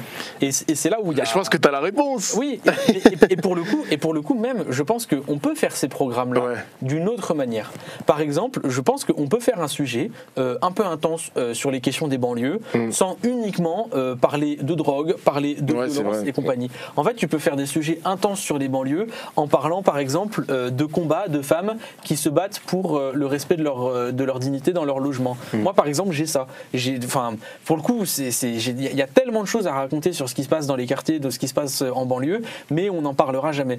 En vrai, tu veux faire du spectaculaire, va faire du spectaculaire sur la lutte des chronopostes. Les chronopostes, c'était du coup des travailleurs sans papier qui ont bossé pendant le Covid à la Poste, dont le sous-prestat était Chronopost, et eux ensuite ils se sont fait jeter comme des malpropres, et là aujourd'hui ils se battent pour avoir les papiers, et là ils ont décidé de leur mettre des OQTF. Pour le coup, si tu veux raconter une histoire sur l'immigration, raconte une histoire sur les chronopostes. Ils sont légendaires ces gens-là. Donc je veux dire, tu veux faire du sensationnaliste, je respecte le format, ça m'arrive de l'utiliser.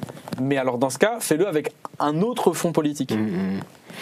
D'ailleurs, en parlant de polémique, cette semaine, il y a eu le dossier sur la gaieté lyrique avec Anne Hidalgo. Mauvaise gestion, comment vois-tu les choses, toi? En fait, déjà, premièrement, ça nous prouve à quel point le Parti Socialiste n'est pas souvent lâche, particulièrement quand il s'agit de la gestion de la mairie de Paris sur la question de l'immigration. Deuxièmement, il y a eu une volonté de la part de Retailleau de faire quelque chose de spectaculaire dans sa gestion des questions migratoires. Il faut bien comprendre quelque chose. L'État français fabrique des sans-papiers. L'État français place des personnes qui devraient être régularisées, il les place dans une situation d'illégalité, et du coup on a aujourd'hui des gens qui ne devraient pas être sans-papiers et qui se trouvent être sans-papiers. On a des gens aujourd'hui qui sont sans-papiers et qui sont placés dans des situations insoutenables, insupportables. C'est-à-dire qu'aujourd'hui, quand tu es sans papier en France, tu peux pas avoir de logement, tu peux pas travailler, ou sinon tu le fais dans la clandestinité. Et en fait, le problème de fond, c'est ça. C'est comment est-ce qu'on fait pour pouvoir faire respecter le droit quand il s'agit des sans-papiers, et deuxièmement, ne pas enfermer les gens dans des situations dans lesquelles on les met dans la déshérence et dans l'oubli. Parce que là, par exemple, pour la gaieté lyrique, ils leur proposaient d'aller à Rouen. Qu'est-ce qu'ils vont aller faire à Rouen alors que leurs procédures administratives, elles sont à Paris? C'est pour ça que les jeunes sont restés à Paris. Et deuxièmement, aujourd'hui, pour avoir un titre de séjour, mais c'est l'enfer. Aujourd'hui, en circonscription, j'en ai à longueur de journée des gens qui me disent mais attends, moi je travaille ici, ça fait 10 ans que je suis là et je comprends pas pourquoi est-ce que la préfecture me répond pas. Parce que la préfecture ne met pas les moyens pour régulariser les gens, et même j'en ai discuté avec mon préfet, Retailleau a fait passer des directives pour qu'on ne régularise pas des gens qui devraient être régularisés. Et puis alors ensuite on va nous dire oui mais quand même avoir ses papiers et tout c'est important. Je vais vous raconter une situation que je vis tout le temps. Quand je suis en circonscription, j'ai des gens qui viennent me voir, qui me disent « Écoute, je n'ai pas les papiers, mais ça fait 45 ans que je suis en France. » Le mec n'a pas les papiers. Moi, ça fait 24 ans que je suis en France, j'ai les papiers. Qui c'est le plus français entre lui et moi ? Qui c'est le plus français entre celui dont ça fait 45 ans qu'il est sur le territoire national, 45 ans qu'il vit parmi le peuple français, et moi qui ai les papiers mais ça fait que 24 ans que j'y suis. C'est pour montrer que ce bout de papier et occuper tout le débat sur ce bout de papier n'a absolument aucun sens. Donc sur la question de l'immigration, il faut prendre les choses par un autre bout. Il faut garantir un accueil digne. À partir du moment où on garantit un accueil digne, où on permet aux gens qui arrivent en France de dire bon, très bien, déjà premièrement, vous pouvez travailler, vous pouvez avoir un logement, mais où on les place dans des situations où ils ne sont pas dans la clandestinité, alors là vous pouvez avoir une première étape par laquelle vous pouvez régler les problèmes. Et ensuite, deuxièmement, ce truc de il ne faut pas d'immigration en France, il faut être un idiot fini pour quelque chose comme ça. Enfin, outre le fait que lutter contre l'immigration comme ils sont en train de le faire, c'est-à-dire en laissant des gens mourir dans la Méditerranée, en laissant des enfants dormir dehors, outre le fait que notre humanité nous commande, et d'ailleurs la République française et l'histoire de France nous commande de dire être humain, tu es mon égal, tu es mon semblable et tu as le droit au même droit universel de la Déclaration universelle des droits de l'homme et des citoyens que nous. Outre le fait de dire ça qui est quand même le cœur du sujet. Mais la France, sans immigration, elle s'effondre. Elle s'effondre parce qu'on a besoin aujourd'hui de personnes dans l'outil productif. Comment est-ce que vous faites aujourd'hui pour maintenir un système agricole qui soit pérenne si jamais vous n'avez pas plus de bras pour travailler? Et pour le coup, je fais très attention en utilisant ces arguments. J'aime pas les gens qui disent « Ouais, mais sans l'immigration, il n'y aurait personne pour nettoyer vos bureaux, il n'y aurait personne pour vous livrer vos colis, personne pour les Uber et tout. » Parce que moi, ce à quoi j'aspire, c'est pas d'avoir des personnes immigrées qui font les sales boulots que personne ne veut faire. Moi, ce à quoi j'aspire, c'est de faire en sorte que, quelle que soit ton origine, ta religion ou ta couleur de peau, on ait une égalité des droits. Nous, c'est à ça qu'on aspire. Et alors après, aujourd'hui, on a l'extrême droite qui raconte tout et n'importe quoi, au point qu'on se retrouve à avoir, bravo champion, t'as expulsé la gaieté lyrique, donc du coup, tu vas avoir des jeunes qui devraient pouvoir être régularisés, que tu as totalement lâchés dans la nature et que tu retrouveras qui dorment dehors en plus. Qui dorment dehors, enfin la situation indigne. Et en plus de ça, en fait, t'as juste pas résolu le problème. Voilà. Moi, je vais faire un peu l'avocat, mais tu vois, par exemple, il y a des employés à la gaieté lyrique. Genre, qu'est-ce qu'on peut leur dire comme message par rapport à ça? Parce que j'ai vu des vidéos, je sais pas si tu connais Vincent Lapierre. Non. Ah, tu connais pas? Non. Non. Le mec qui s'est fait chourer sa caméra à la le mec en fait, il fait des reportages sur YouTube, mais tu sais, ce mec-là, ça se voit que c'est un gars de droite, mais bien à droite. Et en gros, il avait couvert les. Tu sais, je pense qu'il a des liens avec Frontières, mais je suis pas sûr. Donc, on parle du média d'extrême droite, le chat.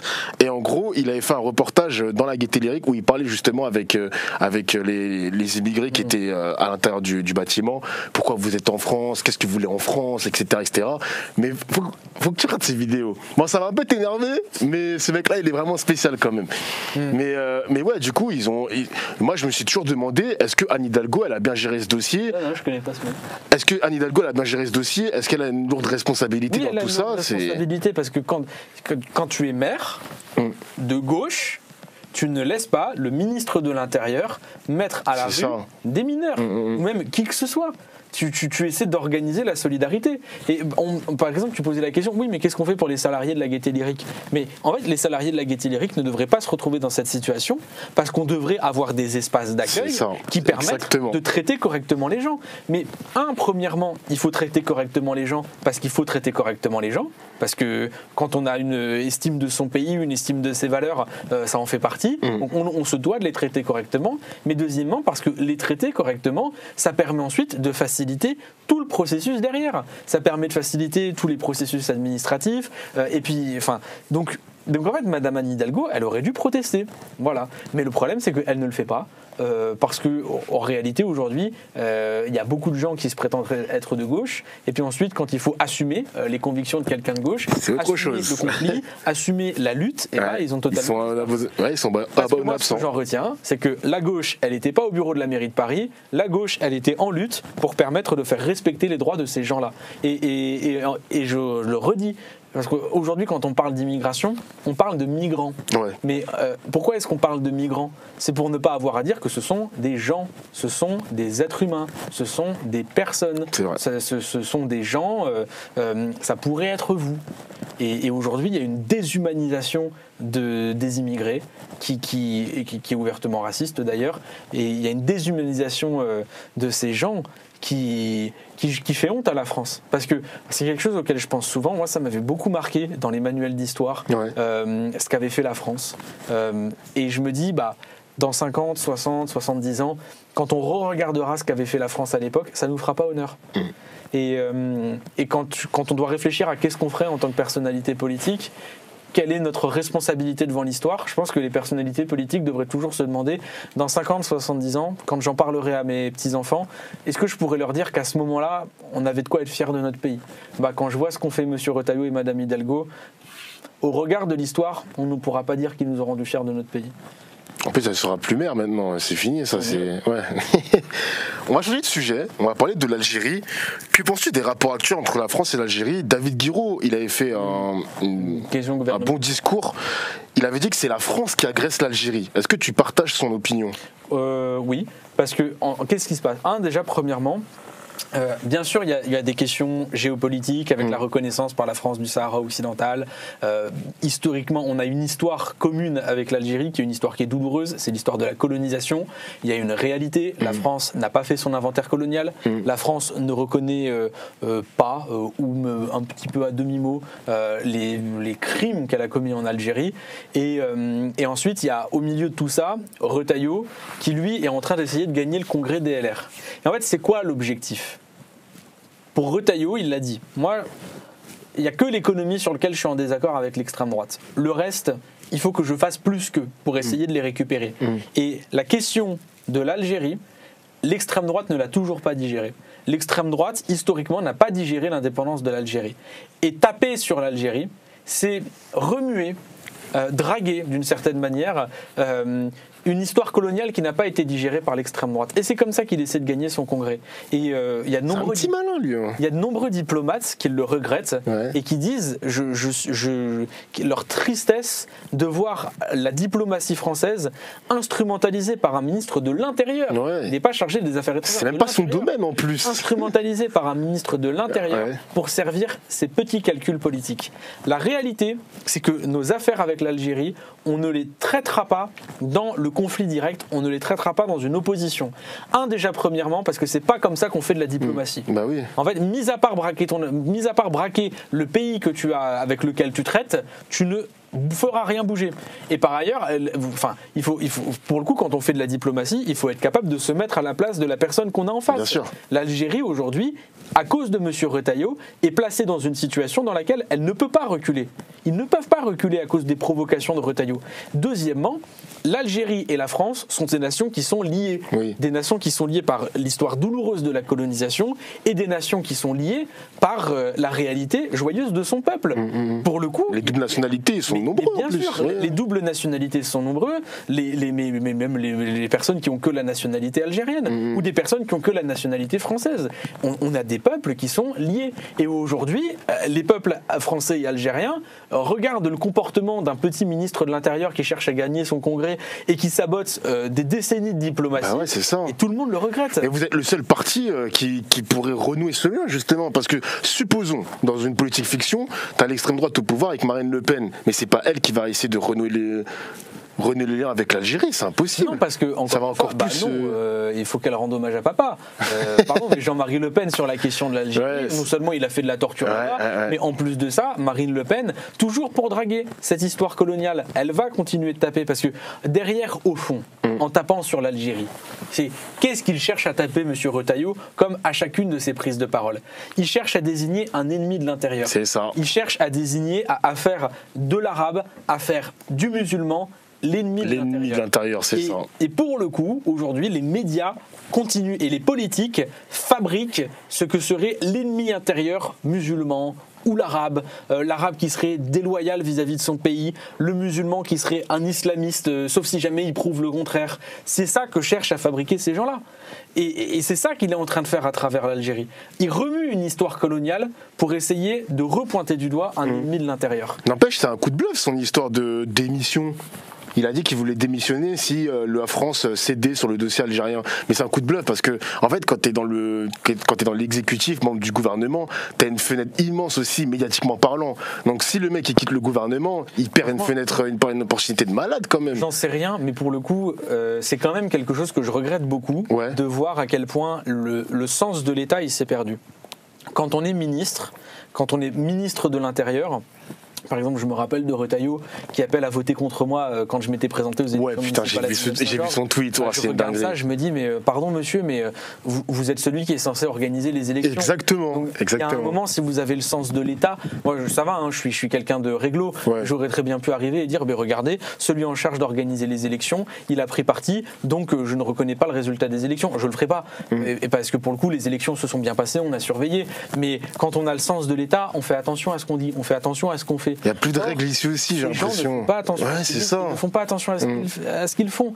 Parce que tout ce qui intéresse ces gens, c'est leur survie en politique. C'est ça. Et vous avez une Macronie qui est agonisante, qui aujourd'hui ne sait plus où aller. Et tout ce qu'elle trouve pour essayer médiatiquement, c'est d'essayer de lécher les plates-bandes de l'extrême droite en essayant de rattraper un électorat qu'ils ont perdu. C'est ça aujourd'hui la Macronie. Ils ont abandonné le sens de l'État, ils ont abandonné le sens de la démocratie, ils ont abandonné le sens du droit. Et le problème, c'est que quand eux abandonnent ça, c'est pas que eux. C'est la France qui le perd, parce qu'ils sont aux commandes d'une institution, ils sont aux commandes de fonctions, d'administration qui ont une continuité. Il y a une continuité de l'État. Et dans l'histoire de la continuité de l'État, ils sont en train d'abîmer tout ce qui faisait la grandeur de la France.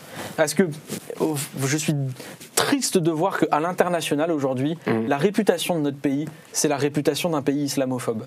C'est la réputation d'un pays raciste. Mais pour le coup, c'est pas la réalité du peuple français. C'est juste la réalité d'une classe politique et d'une classe médiatique qui n'est plus connectée à la réalité de son peuple. Et c'est pour ça que nous, on parle de révolution citoyenne. C'est pour ça que nous, on dit, écoutez, là, il y a un moment, il faut que le peuple français, il se rassemble et il se refonde pour dégager cette oligarchie qui aujourd'hui n'est pas digne de représenter le peuple français. C'est un beau discours, hein, franchement. C'est très beau, c'est très beau. J'aime bien. Il y a une petite parenthèse que je veux faire avant de conclure le gros dossier politique. Il y avait, aujourd'hui, on en a parlé en off vite fait, mais en gros, aujourd'hui, il y a eu des propos du ministre israélien de la Défense sur une possible annexion de la bande de Gaza. Quel est ton avis sur ça? Moi, franchement, c'est ça. Tu vois, quand je te disais qu'on devra reparler à nos petits-enfants de qu'est-ce qu'on avait fait à ce moment de l'histoire, dans 50 ans, nos petits-enfants, ils nous demanderont qu'est-ce que vous avez foutu sur la Palestine ? Parce qu'il y avait eu un cessez-le-feu qui avait été obtenu, mais au prix d'un génocide qui a été avec un laisser-faire de la part de la France, un laisser-faire de la part des États-Unis. Mais là, aujourd'hui, qu'est-ce qui s'est passé ? C'est un Donald Trump qui arrive et qui dit, écoutez, moi j'ai un projet. On va coloniser Gaza, on va en faire la côte d'Azur du Moyen-Orient, les États-Unis vont se faire de l'argent et après c'est Israël qui va le récupérer. Au moment où Donald Trump le dit, personne ne dit rien. Au moment où Donald Trump poste une vidéo dans laquelle il montre son projet, personne ne dit rien. Sauf le gouvernement israélien qui dit « nous allons étudier la question ». Et voilà qu'aujourd'hui, ils empêchent l'entrée de nourriture, l'entrée d'eau, l'entrée de médicaments, et que là, ils font une vidéo en disant « écoutez, population de Gaza, vous avez intérêt à fuir parce que le génocide que vous avez vécu ne sera pas pire que ce que vous allez vivre à partir de maintenant. » C'est ça qu'ils sont en train de dire. Et qu'est-ce qu'ils sont en train d'essayer de faire ? Après le génocide, place au nettoyage ethnique. Et ce nettoyage ethnique et ce génocide est autorisé par Trump et encouragé par Trump. Parce que Trump veut utiliser le génocide et le nettoyage ethnique pour coloniser la bande de Gaza et ensuite la donner au gouvernement israélien. On a la ramasse, nous aussi, français, parce que je me rappelle justement avec cette vidéo avec Trump, l'histoire du complexe hôtelier, il y avait France Télévisions qui avait invité le président du syndicat hôtelier. Est-ce que tu te rends compte de ça, Louis ? C'est une dinguerie. Il y a encore de la fumée, il y a des cadavres qui sont encore gisants sur le sol et nous, Français, on a un mec qui parle de ça sur le service public. Mais c'est possible de mettre ce bâtiment-là avec une vue sur la mer, etc. Vous êtes sérieux, les mecs ? L'histoire retiendra la déshumanisation des Palestiniens. C'est tellement triste. Ils sont déshumanisés, ils n'existent pas, et puis par ailleurs, et c'est ce qu'ils disent, au fond, ils n'ont pas la légitimité d'être sur ces terres. C'est ça qu'ils sont en train de dire. Mais encore plus que de voir le service public qui se roule dans la boue, encore pire que de voir, de voir ce que fait le gouvernement français. Et franchement, c'est tellement ce moment de l'histoire où on aurait dû avoir la France qui a l'Organisation des Nations Unies et qui dit non. Non. Et pour le coup, c'est ça que nous on est en train de dire aussi quand on dit que si on dirigeait le gouvernement, si aujourd'hui le nouveau Front Populaire dirigeait le gouvernement, directement on irait à l'ONU et on dirait au nom de la République française, non. Et à partir du moment où ce non est prononcé, ça change beaucoup de choses. Parce que pas dans les gouvernements, parce que Donald Trump il a toujours ses intérêts à défendre, mais ça change beaucoup de choses du point de vue des peuples. Parce que je le redis, les peuples ne sont pas d'accord avec le génocide des Palestiniens. Et cette déshumanisation, c'est surtout une déshumanisation qui est relayée, encore une fois, par l'oligarchie. Mais derrière, en réalité, les peuples ils sont pas d'accord avec ça. Alors, j'avais un petit truc à dire vite fait. Ouais. Est-ce que Dominique de Villepin c'est un camarade ou pas? Non. Ah ok, Non. ça c'est c'est très direct. Dominique de Villepin, c'est quelqu'un, pour le coup, c'est heureusement qu'il était là. Ouais. Heureusement qu'on avait un Dominique de Villepin qui était là pour aller porter des choses sur la Palestine. Et merci à toutes les personnes, de droite comme de gauche, qui ont défendu les Palestiniens. Mais alors, pour le coup, de Villepin, quand il parle d'international, j'aime beaucoup l'écouter, c'est intéressant. Quand il parle d'économie, j'aimerais beaucoup l'écouter, c'est intéressant. On l'a pas encore, ouais. J'aimerais bien savoir ce que vous pensez de l'économie. J'aimerais bien savoir ce que vous pensez du retour de l'impôt sur la fortune. J'aimerais bien savoir ce que vous pensez de la nationalisation d'un certain nombre de secteurs économiques. J'aimerais bien savoir ce que vous pensez des autoroutes, Monsieur Villepin, vous qui les avez vendues. Donc, à la fois sur les questions internationales, oui, mais après, sur le reste des questions, je ne suis pas certain que Monsieur de Villepin soit un camarade. T'as vu son surnom ou pas? C'est Dans quoi? le Figaro, l'islamo-gaulliste. Ah non mais c'est incroyable. C'est fou. Je te parlais du bouquin Les Irresponsables de Chapoutot. Ouais. Et il y a plusieurs. Il y a le judéo-bolchevisme Ok. dont on parlait à l'époque, et aujourd'hui c'est l'islamo-gauchisme. Et il y a, tu vois, le wokisme, Ouais. ça avait son équivalent à l'époque. À l'époque, ils appelaient ça le bolchevisme culturel. Et c'est impressionnant de voir à quel point les mots qui sont utilisés aujourd'hui sont calqués sur les mots qui étaient utilisés à l'époque pour l'avènement du fascisme. Islamo-gaulliste. Quand tu te retrouves à mais pourquoi islamo?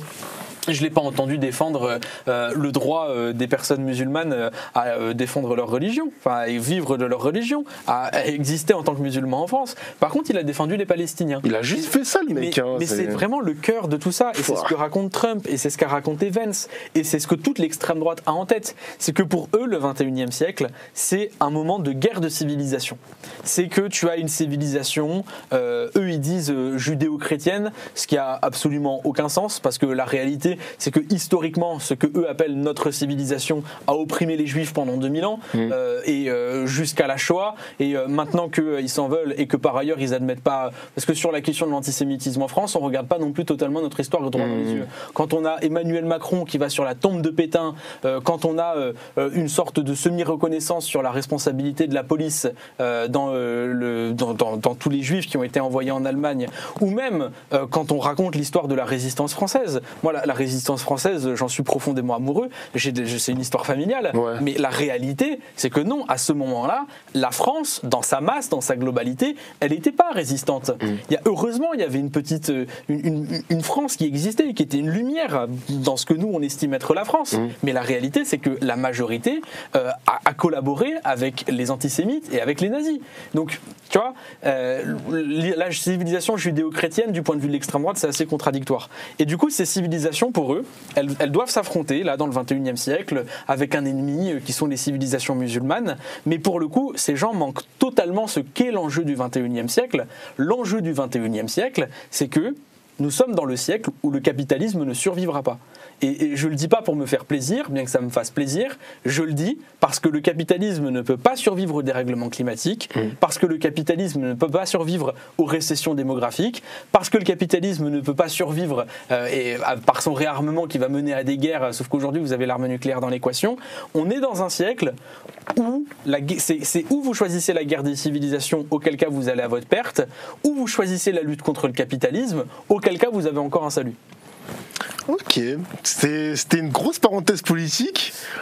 Non, ça m'a fait plaisir. Franchement, j'aime trop inviter les députés LFI pour parler de ce qui se passe sur les dernières semaines, les 3 dernières. J'aime trop. Incroyable, c'est qu'avec tous les députés LFI, tu ramènes un Léaumont, il va te raconter l'histoire le fond et tout. Fond, d'accord, mais il le raconte différemment. Et pour le coup, moi, j'estime avoir tellement de chance d'être à la France Insoumise parce que on se complète, quoi. Donc, voilà. Et par ailleurs, je me rappelle, il disait que Jean-Philippe Tanguy était le député de l'année, je suis pas d'accord. Le député de l'année, c'est Antoine Léaumont. C'était vous qui m'avez fait rentrer dans la politique. J'étais dans les jeux vidéo, mais moi je t'avais déjà raconté ça au mois de septembre et j'en ai parlé aussi à David Guiraud. C'était vous deux, quand vous étiez à TPMP à l'époque. En écoutant vos discours, vous m'avez fait rentrer dedans quand même. Hein. Et là, ça fait quoi? Ça fait presque 4-5 ans maintenant. Ouais. C'est Moi, ouf quand Ce qui même. m'a fait rentrer dedans, moi, c'était les revues de la semaine de Mélenchon. En fait, au moment où j'avais suivi un peu la campagne présidentielle et Mélenchon, il avait fait sa campagne un peu. Il y avait des gens qui étaient venus tracter devant mon lycée et il y avait Jean-Luc Mélenchon avec des lunettes de soleil avec marqué Constantion de Mélenchon. Moi, j'étais mort de. Ouais, je te jure, c'était ça le slogan à l'époque. Et donc, du coup, je me suis dit, ah tiens, Discord insoumis, je voyais des trucs sur Twitter.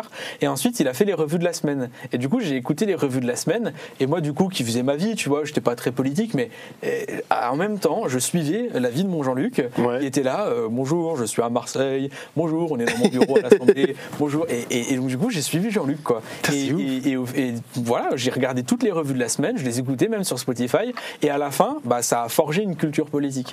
Et pour le coup, la génération de la France insoumise qu'on voit aujourd'hui, c'est une génération Mélenchon. Mais une génération Mélenchon pour deux raisons. Pour ce que ce monsieur nous a apporté sur le fond, et pour ce que monsieur nous a apporté comme espoir d'un mouvement qui peut mener à la révolution citoyenne. C'est un rassembleur quand même. Hein. Parce que moi, j'avais reçu Aurélien Taché aussi, avec Aurélie Trouvé. J'avais découvert son passé, son grand passé. Comme quoi. Je sais pas s'il l'assumait quand je lui avais posé la question, mais c'est un ancien macroniste. C'est Macron. C'est ça. Oui, tout à fait. Mais il a réussi à... Du bon côté de l'histoire. Ouais, il a réussi à s'éveiller, c'est bien. Choisir le bon côté de la barricade, les camarades. C'est un rassembleur au final. J'ai l'impression qu'on est dans un manga, dans un One Piece ou je ne sais pas quoi. Mais... En vrai, plus qu'un. Enfin, en fait, je sais pas Jean-Luc Mélenchon qui nous rassemble uniquement parce que c'est quelqu'un qui parle bien et que la vérité. C'est le projet. C'est que pour le coup, pour la première fois, j'ai eu le sentiment qu'un autre monde était possible. Ouais. Et pour le coup, c'est ça qu'on dit. Et les gens aujourd'hui, il y a beaucoup de gens qui me disent en ce moment l'ambiance elle est pesante, ça va pas, rien ne va. Et en fait, dans ce truc-là, il y a une petite lueur d'espoir. C'est cette affiche que vous voyez avec un Jean-Luc qui vous regarde et qui vous dit bonjour, un autre monde est possible. Et pour moi, ça fait sens. Et je crois que pour beaucoup de gens, ça fait sens. C'est pas Jean-Luc, c'est le monde vers lequel on veut aller. Il y a un truc qui revient à chaque fois, mais j'ai l'impression que c'est un sujet très électrique à la France insoumise. Je crois que c'est même le seul défaut, enfin je sais même pas si on peut dire que c'est un défaut, mais la question du nucléaire c'est tellement un sujet électrique. Bien. On vous dit vous êtes parfait, mais sur le nucléaire c'est zéro. Moi j'arrive pas à me situer dans ça, parce que moi je m'y connais pas trop dans le nucléaire et tout. Hein. Je suis pas... Moi, on me dit que c'est propre, on me dit que c'est décarboné, on me dit que c'est plus sûr. Non. Faut m'expliquer. Déjà, premièrement, pour toutes les personnes sur le sujet du nucléaire, ne vous inquiétez pas, on a conscience à quel point la question du nucléaire est importante dans le mix énergétique. C'est que c'est électrique. Et on n'est pas en train de vous dire qu'on va sortir du nucléaire comme ça. Ouais, ça c'est impossible ça. Planifie. On va prendre notre temps. Et par ailleurs, pour les gens qui bossent dans le nucléaire, on va avoir besoin de vous pour nous aider à le démanteler et à construire un autre mix énergétique. Pourquoi est-ce qu'on est contre le nucléaire ? Pour des raisons stratégiques. Aujourd'hui, la guerre, elle se fait dans l'espace. C'est-à-dire que, tu as vu le climat de tension, si jamais on nous tire un missile sur une centrale nucléaire en France, on est foutu. Donc déjà, premièrement, il y a un enjeu de stratégie et de sécurité qui est élémentaire. Deuxièmement, qu'est-ce que vous faites des polluants éternels? Qu'est-ce que vous faites de tous ces déchets qui restent? Vous allez les enfouir à Bure. On ne sait pas à quelle garantie on a que ça finira pas dans les nappes phréatiques. Et puis ensuite, il y a des alternatives. Nous, le fond de ce que l'on raconte, c'est l'harmonie entre les êtres humains et la nature. C'est le cœur de ce qu'on raconte. Vous ne pouvez pas faire l'harmonie entre les êtres humains et la nature. Vous ne pouvez pas faire l'harmonie avec la nature à partir du moment où vous rejetez des déchets, où ce sera les générations plus tard qui devront les gérer, parce que ce seront les générations futures qui devront les gérer. Après, pour le coup, dans le programme insoumis, vous n'êtes pas obligé d'être d'accord avec tout. Je vais être franc, moi-même je suis pas d'accord avec tout dans le programme, mais je porte le truc. Mais le démantèlement, c'est quelque chose, vous n'allez pas changer de votre position. Non, on ne changera pas notre position sur le sujet, parce qu'il y a une cohérence. Tout le programme a une cohérence ensemble. Alors je sais, on s'embrouillera sur la question du nucléaire, mais le reste est bien. Ok. Je pense qu'on a fait le tour. On a fait le tour. Super. C'était super et tout. Un bon moment. Je pense que j'ai raté aucun sujet. On a parlé un peu de ce que tu faisais un peu en extérieur aussi. On a parlé de ça. Non, on n'a pas trop parlé de ça. On n'a pas trop parlé de ça. Mais Si. Oui, ton temps libre. Mon temps libre, qu'est-ce que je fais de mon temps libre? Ton temps libre, qu'est-ce que tu fais de ton temps libre? Genre par exemple, quand t'es en hémicycle, tu rentres chez toi, il est peut-être 23h, parce que je sais que des fois vous terminez tard et tout. Vous avez le temps, tu fais quoi toi quand tu rentres? Alors, déjà, premièrement, en ce moment, mais même entre nous deux réunions ou même pendant la réunion, Pokémon TCGP, je ne quitte pas ce truc. Quoi? Tu joues à ça? Bien sûr que j'ai grandi dans Pokémon. Ah, je m'attendais pas à ça. Mais bien sûr, mais Pokémon c'est la base. Donc, alors moi, tu me sors un jeu de cartes. Oh, le chat est choqué. Bien sûr que je vais jouer à Pokémon. Et pour le coup, je mettrai pas 1 euro dans ce jeu. Vous m'entendez? Moi, j'ai pas mis d'argent. Mais moi, t'as eu des cartes rares ou pas? Mais bien, j'ai pas moi, de cartes toujours rares. pas. Moi, j'ai arrêté le jeu parce que j'ai pas eu de cartes rares, figure-toi. Si tu veux, je t'enverrai mon portfolio, tu pourras le poster. Je vous montrerai un peu les cartes que j'ai. Et j'ai pas mis 1 euro dans ce jeu. Ah, je suis Après, mort. ensuite, qu'est-ce que je fais d'autre? Alors moi, je suis en coloc. Donc, ouais, tu m'avais dit ça au mois de septembre. Tu m'avais dit. Et donc du coup, c'est du Mario Kart, quoi. Tu rentres le soir, t'es crevé, hop, tu te poses, t'es sur ta manette, et puis tu dis mon Dieu, vivement la révolution citoyenne. Et tu discutes avec tes copains. Et puis ensuite, voilà. Et après, ensuite, qu'est-ce que j'en fais d'autre? Je lis des bouquins. Et puis mais est-ce que, excuse-moi de te couper, mais est-ce que, par exemple, quand tu consommes YouTube, tu m'as dit que tu consommais YouTube, est-ce que tu sors un peu de la politique, ou quand tu consommes des vidéos, c'est un peu politisé, ou vraiment il y a des moments où tu te déconnectes totalement de la politique? Non, il y a des moments où je me déconnecte totalement de la politique. En ce moment, je me refais tous les Miyazaki. Je suis un grand fan. Mais pour le coup, quand tu regardes un Miyazaki, tu peux pas te déconnecter de la politique parce que il y a des messages sont incroyables, vraiment. Donc en ce moment, je j'en ai vu qu'un seul, moi. Je crois que c'était Mononoke. Regarde-les tous. Vraiment, je te jure, regarde-les tous. Je sais que vous allez m'insulter dans le chat. J'ai pas encore testé les Miyazaki, mais il faut que je le fasse. En fait, si, il faut être jaloux parce qu'il va pouvoir les découvrir. C'est pour moi, en tout cas, tu me demandes mon artiste de rêve. Pour moi, c'est lui. Il est exceptionnel. Je suis amoureux de son travail, j'adore. C'est ouf. Même j'adore écouter des interviews du monsieur. Il est incroyable. C'est un personnage. Sa manière de parler, tu sais, c'est le petit papy japonais rigoureux, fier de son travail et pessimiste sur le monde. Et après ensuite, puis je joue aux jeux vidéo. Hein. En ce moment, je suis sur LoL et TFT, quoi, toujours. Hein. Ah, TFT, il y aura un nouveau set en plus qui va sortir. Mais par exemple, tu vois, j'adore écouter le lore de LoL. Voilà. J'adore le lore de LoL. Moi, avant, j'étais sur le lore de Warcraft.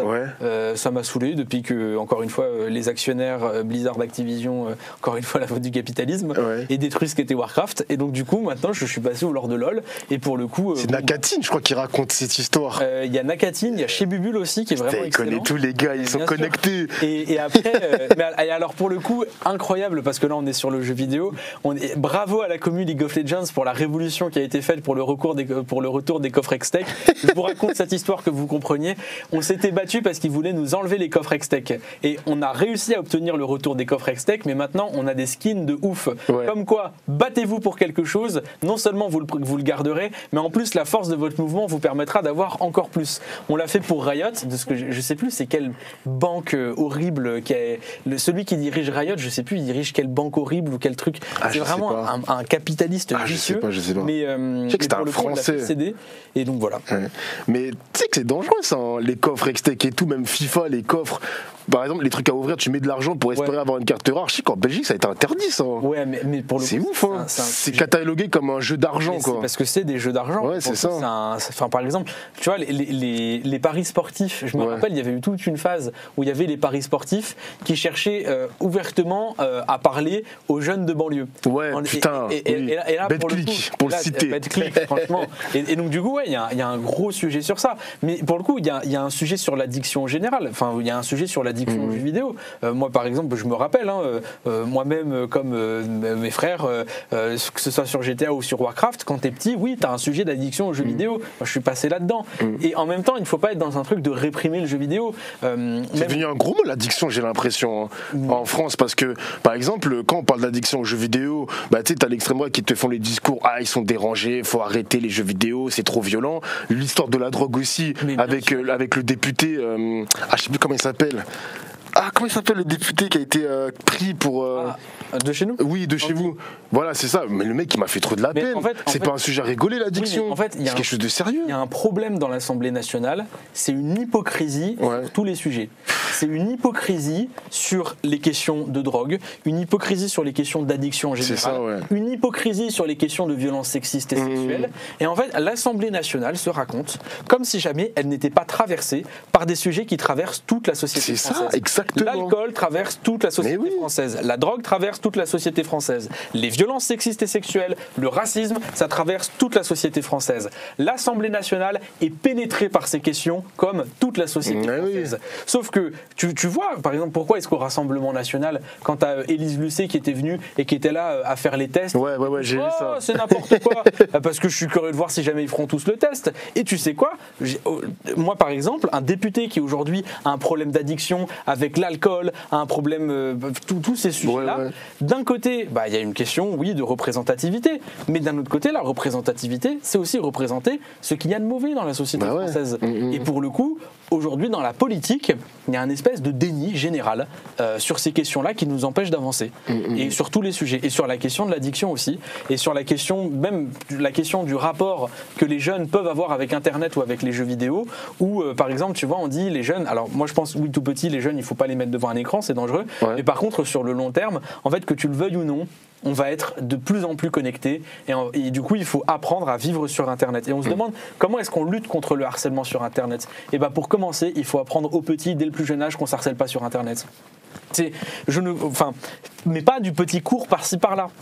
On a besoin d'avoir un vrai cours qui apprend ce qu'est qu'être un citoyen de la République française, où on apprend à se respecter, où on apprend des choses très concrètes, c'est-à-dire, il faut que tu aies conscience que, en fait, siffler une femme dans la rue, non seulement ça se fait pas, mais en plus, tu es le 10e de la journée. Il faut apprendre ce que c'est que le consentement. Mais il n'y a plus de modération maintenant sur le cyberharcèlement. Maintenant, sur Twitter, on peut dire tout et n'importe quoi. Au nom de la liberté. Tu connais El Diablo ou pas? El Diablo, non. Le chat, vous connaissez El Diablo? Moi, c'est Bart, mais... Bart? Ah oui, c'est vrai que Bart, il avait parlé de El Diablo. Littéralement, El Diablo, c'est l'histoire avec Elsa et Michou. Je sais pas si t'as suivi cette histoire. Oui, si, j'ai suivi. Non, mais ça, pareil. Ça, c'est une dinguerie, ça. Mais par la même personne qui avait aussi harcelé Chloé et Squeezy. Oui, Chloé, c'est ça son nom, c'est ça. Mais à la fois, tu vois, c'est là où la limite, elle est fine. Elle est fine entre ce qu'est le harcèlement et ce qu'est la critique. Moi, par exemple, regarde, sous mes posts. Bon, je suis lucide, ce sont pas des vrais humains, ce sont des bots.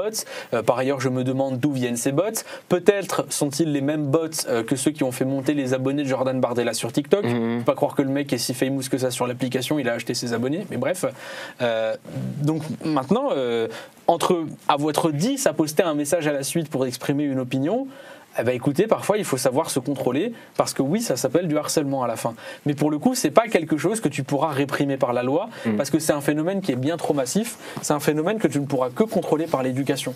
Et c'est pour ça que pour moi, et ça c'est une question qui est passionnante et j'interroge le chat sur le sujet, faut poser la question partout et tout le temps. C'est quoi le rôle de l'école? Tiens, d'ailleurs, je suis curieux de te la poser. Pour toi, c'est quoi le rôle de l'école? Le rôle de l'école? Putain, tu sais que moi, l'école, j'ai des problèmes avec l'école. Genre, en fait... Tu sais, le 8h, 18h, je l'ai connu, ça. Le cartable super lourd et tout, moi, ça me rendait ouf. Et on m'a appris l'école ailleurs. Il y a par exemple au Canada ou même en Allemagne, l'après-midi, il n'y a pas cours. C'est le sport, etc. pour se dépenser, santé mentale et tout. Je me dis, mais c'est trop bien, ça. Mais moi, l'école, la définition de... Ça sert à quoi l'école, c'est ça? Ouais, le rôle de l'école. Je pense que l'école, ça sert à forger des enfants à devenir des bons citoyens. Ouais. Et tu trouves que l'école, elle le fait correctement aujourd'hui? Comment dire ça? Alors l'école primaire, c'est compliqué, mais je sais que par exemple à la fac, on arrive beaucoup à rentrer la politique dans la fac et les gens ils ont des avis, ils ont des débats. Parce que moi j'étais à la fac et j'ai participé à ces débats-là. Je me dis putain c'est bien parce que d'élève, t'es un citoyen actif, tu organises des débats, tu participes à des tables rondes et tout. Je trouve ça trop bien. Mais à l'école primaire, c'est vrai que c'est un peu plus différent. Tu vois. Et le lycée pareil aussi. Sur la question du rôle de l'école, c'est intéressant de poser la question à tout le monde parce que pour le coup, tu vas demander à un macroniste, tu vas demander à un RN ou tu vas demander à des potes à toi, en vrai tout le monde aura une réponse différente. Et je trouve ça assez aberrant que l'école, qui est le socle de la République, le peuple français, on soit pas tous d'accord ou on soit pas tous informés sur ce qui est censé être son rôle. Moi je considère que l'école, elle est ici pour former des citoyennes et des citoyens. Et c'est ma réponse. Mais ça c'est ta réponse. Tu as copié là. Non, tu regardais, je l'ai déjà fait avant. Attention. Mais pour le coup, tu vois, t'as des gens qui considèrent que l'école c'est fait uniquement pour les aider à trouver un travail plus tard. Ça c'est pas ouf ça. Je suis d'accord que l'école elle est là pour former au travail. Par exemple, la voie professionnelle, la voie professionnelle française, c'est une je ne comprends pas qu'on parle aussi mal de la voie professionnelle. Là, on parle de l'alternance. Ouais, non, de la voie pro. La vraie voie pro. Le bac pro, quoi. Mais bien sûr. Ah, ok, moi je suis passé par là et j'ai pas trop apprécié, moi. T'as fait pro quoi? J'ai fait microtechnique. Microtechnique? Ouais, c'était nul. Et ça consistait en quoi exactement? Bah moi c'était les machines-outils industriels, etc. En gros j'ai été mal orienté, on va pas se mentir. Pas ce que tu moi je voulais être journaliste, moi je voulais être journaliste. Et j'ai fini en stream, et c'est bien aussi, revue de presse, ça se rapproche un peu. En vrai, faudra raconter, faudra le dire, et d'ailleurs je vais le dire, la question du racisme et de l'orientation en voie professionnelle, parce que factuellement, dans la voie professionnelle, il y a une orientation forcée des jeunes hommes noirs et arabes. C'est vrai ça. Je peux le dire pour l'avoir vu au collège, je peux le dire parce que tout le monde le sait autour de la table, et il faut reposer la question de la voie professionnelle. Les gamins qui vont dans la voie professionnelle sont les gamins les plus intelligents de France. Les gens qui disent qu'ils savent seulement se servir de ses mains, oui mais sans tes mains tu sais pas te servir de ta tête. Et ils en ont dans la tête pour être capables de faire fonctionner 10, 15 machines différentes, c'est vrai ça. Savoir les réparer, savoir les faire fonctionner, savoir les assembler. Fallait faire tout ça, Et pour le coup, en France, on a une capacité technique qui est extraordinaire, et ça c'est grâce à la voie professionnelle. Mais du coup tu vois, former à la voie professionnelle, c'est aussi former des citoyens. Parce que quand tu vas nous aider à faire fonctionner le barrage faire fonctionner le barrage dans la politique sur le dérèglement climatique, mais bon, merci mon ami, merci. On aura besoin de toi. Ouais. Et tu vois, tu parles de la politique et de l'école, il y a quelque chose d'intéressant sur le rapport que le gouvernement a vis-à-vis des jeunes. En fait, le gouvernement, il n'arrête pas de dire aux jeunes, engagez-vous, engagez-vous, engagez-vous, il faut absolument s'engager.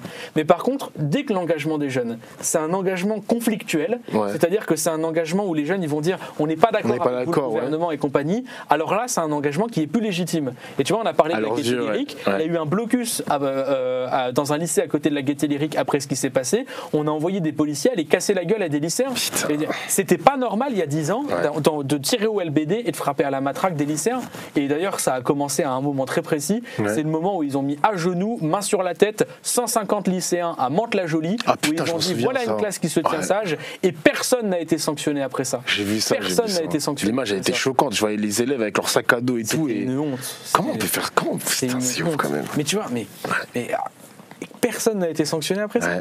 C'était lunaire. En plus, c'était l'époque où il n'y avait pas encore la star Bolloré bien implantée. On n'était même pas indignés sur des images comme ça. C'est pour te dire à quel point le récit, ça devient de plus en plus extrême. Sur l'école, pour beaucoup de gens qui regardent le stream, je pense que je sais pas s'il y a beaucoup de collégiens ou de lycéens, mais il faut vraiment qu'on ait tous conscience là entre nous que l'école que nous on a connue n'est pas la même que celle qui est vécue aujourd'hui par les jeunes. Parce que Macron est passé, et je crois que le secteur de la société dans lequel Macron a le plus travaillé en profondeur, c'est la question de l'école. Déjà premièrement par les réformes de spécialité. C'est fini les ES, L et Bac G et compagnie. C'est ce qu'on m'a dit. C'est fini. Maintenant vous avez, je crois que c'est 11 spécialités, et en gros c'est la sélection pour savoir quelle spécialité vous allez avoir.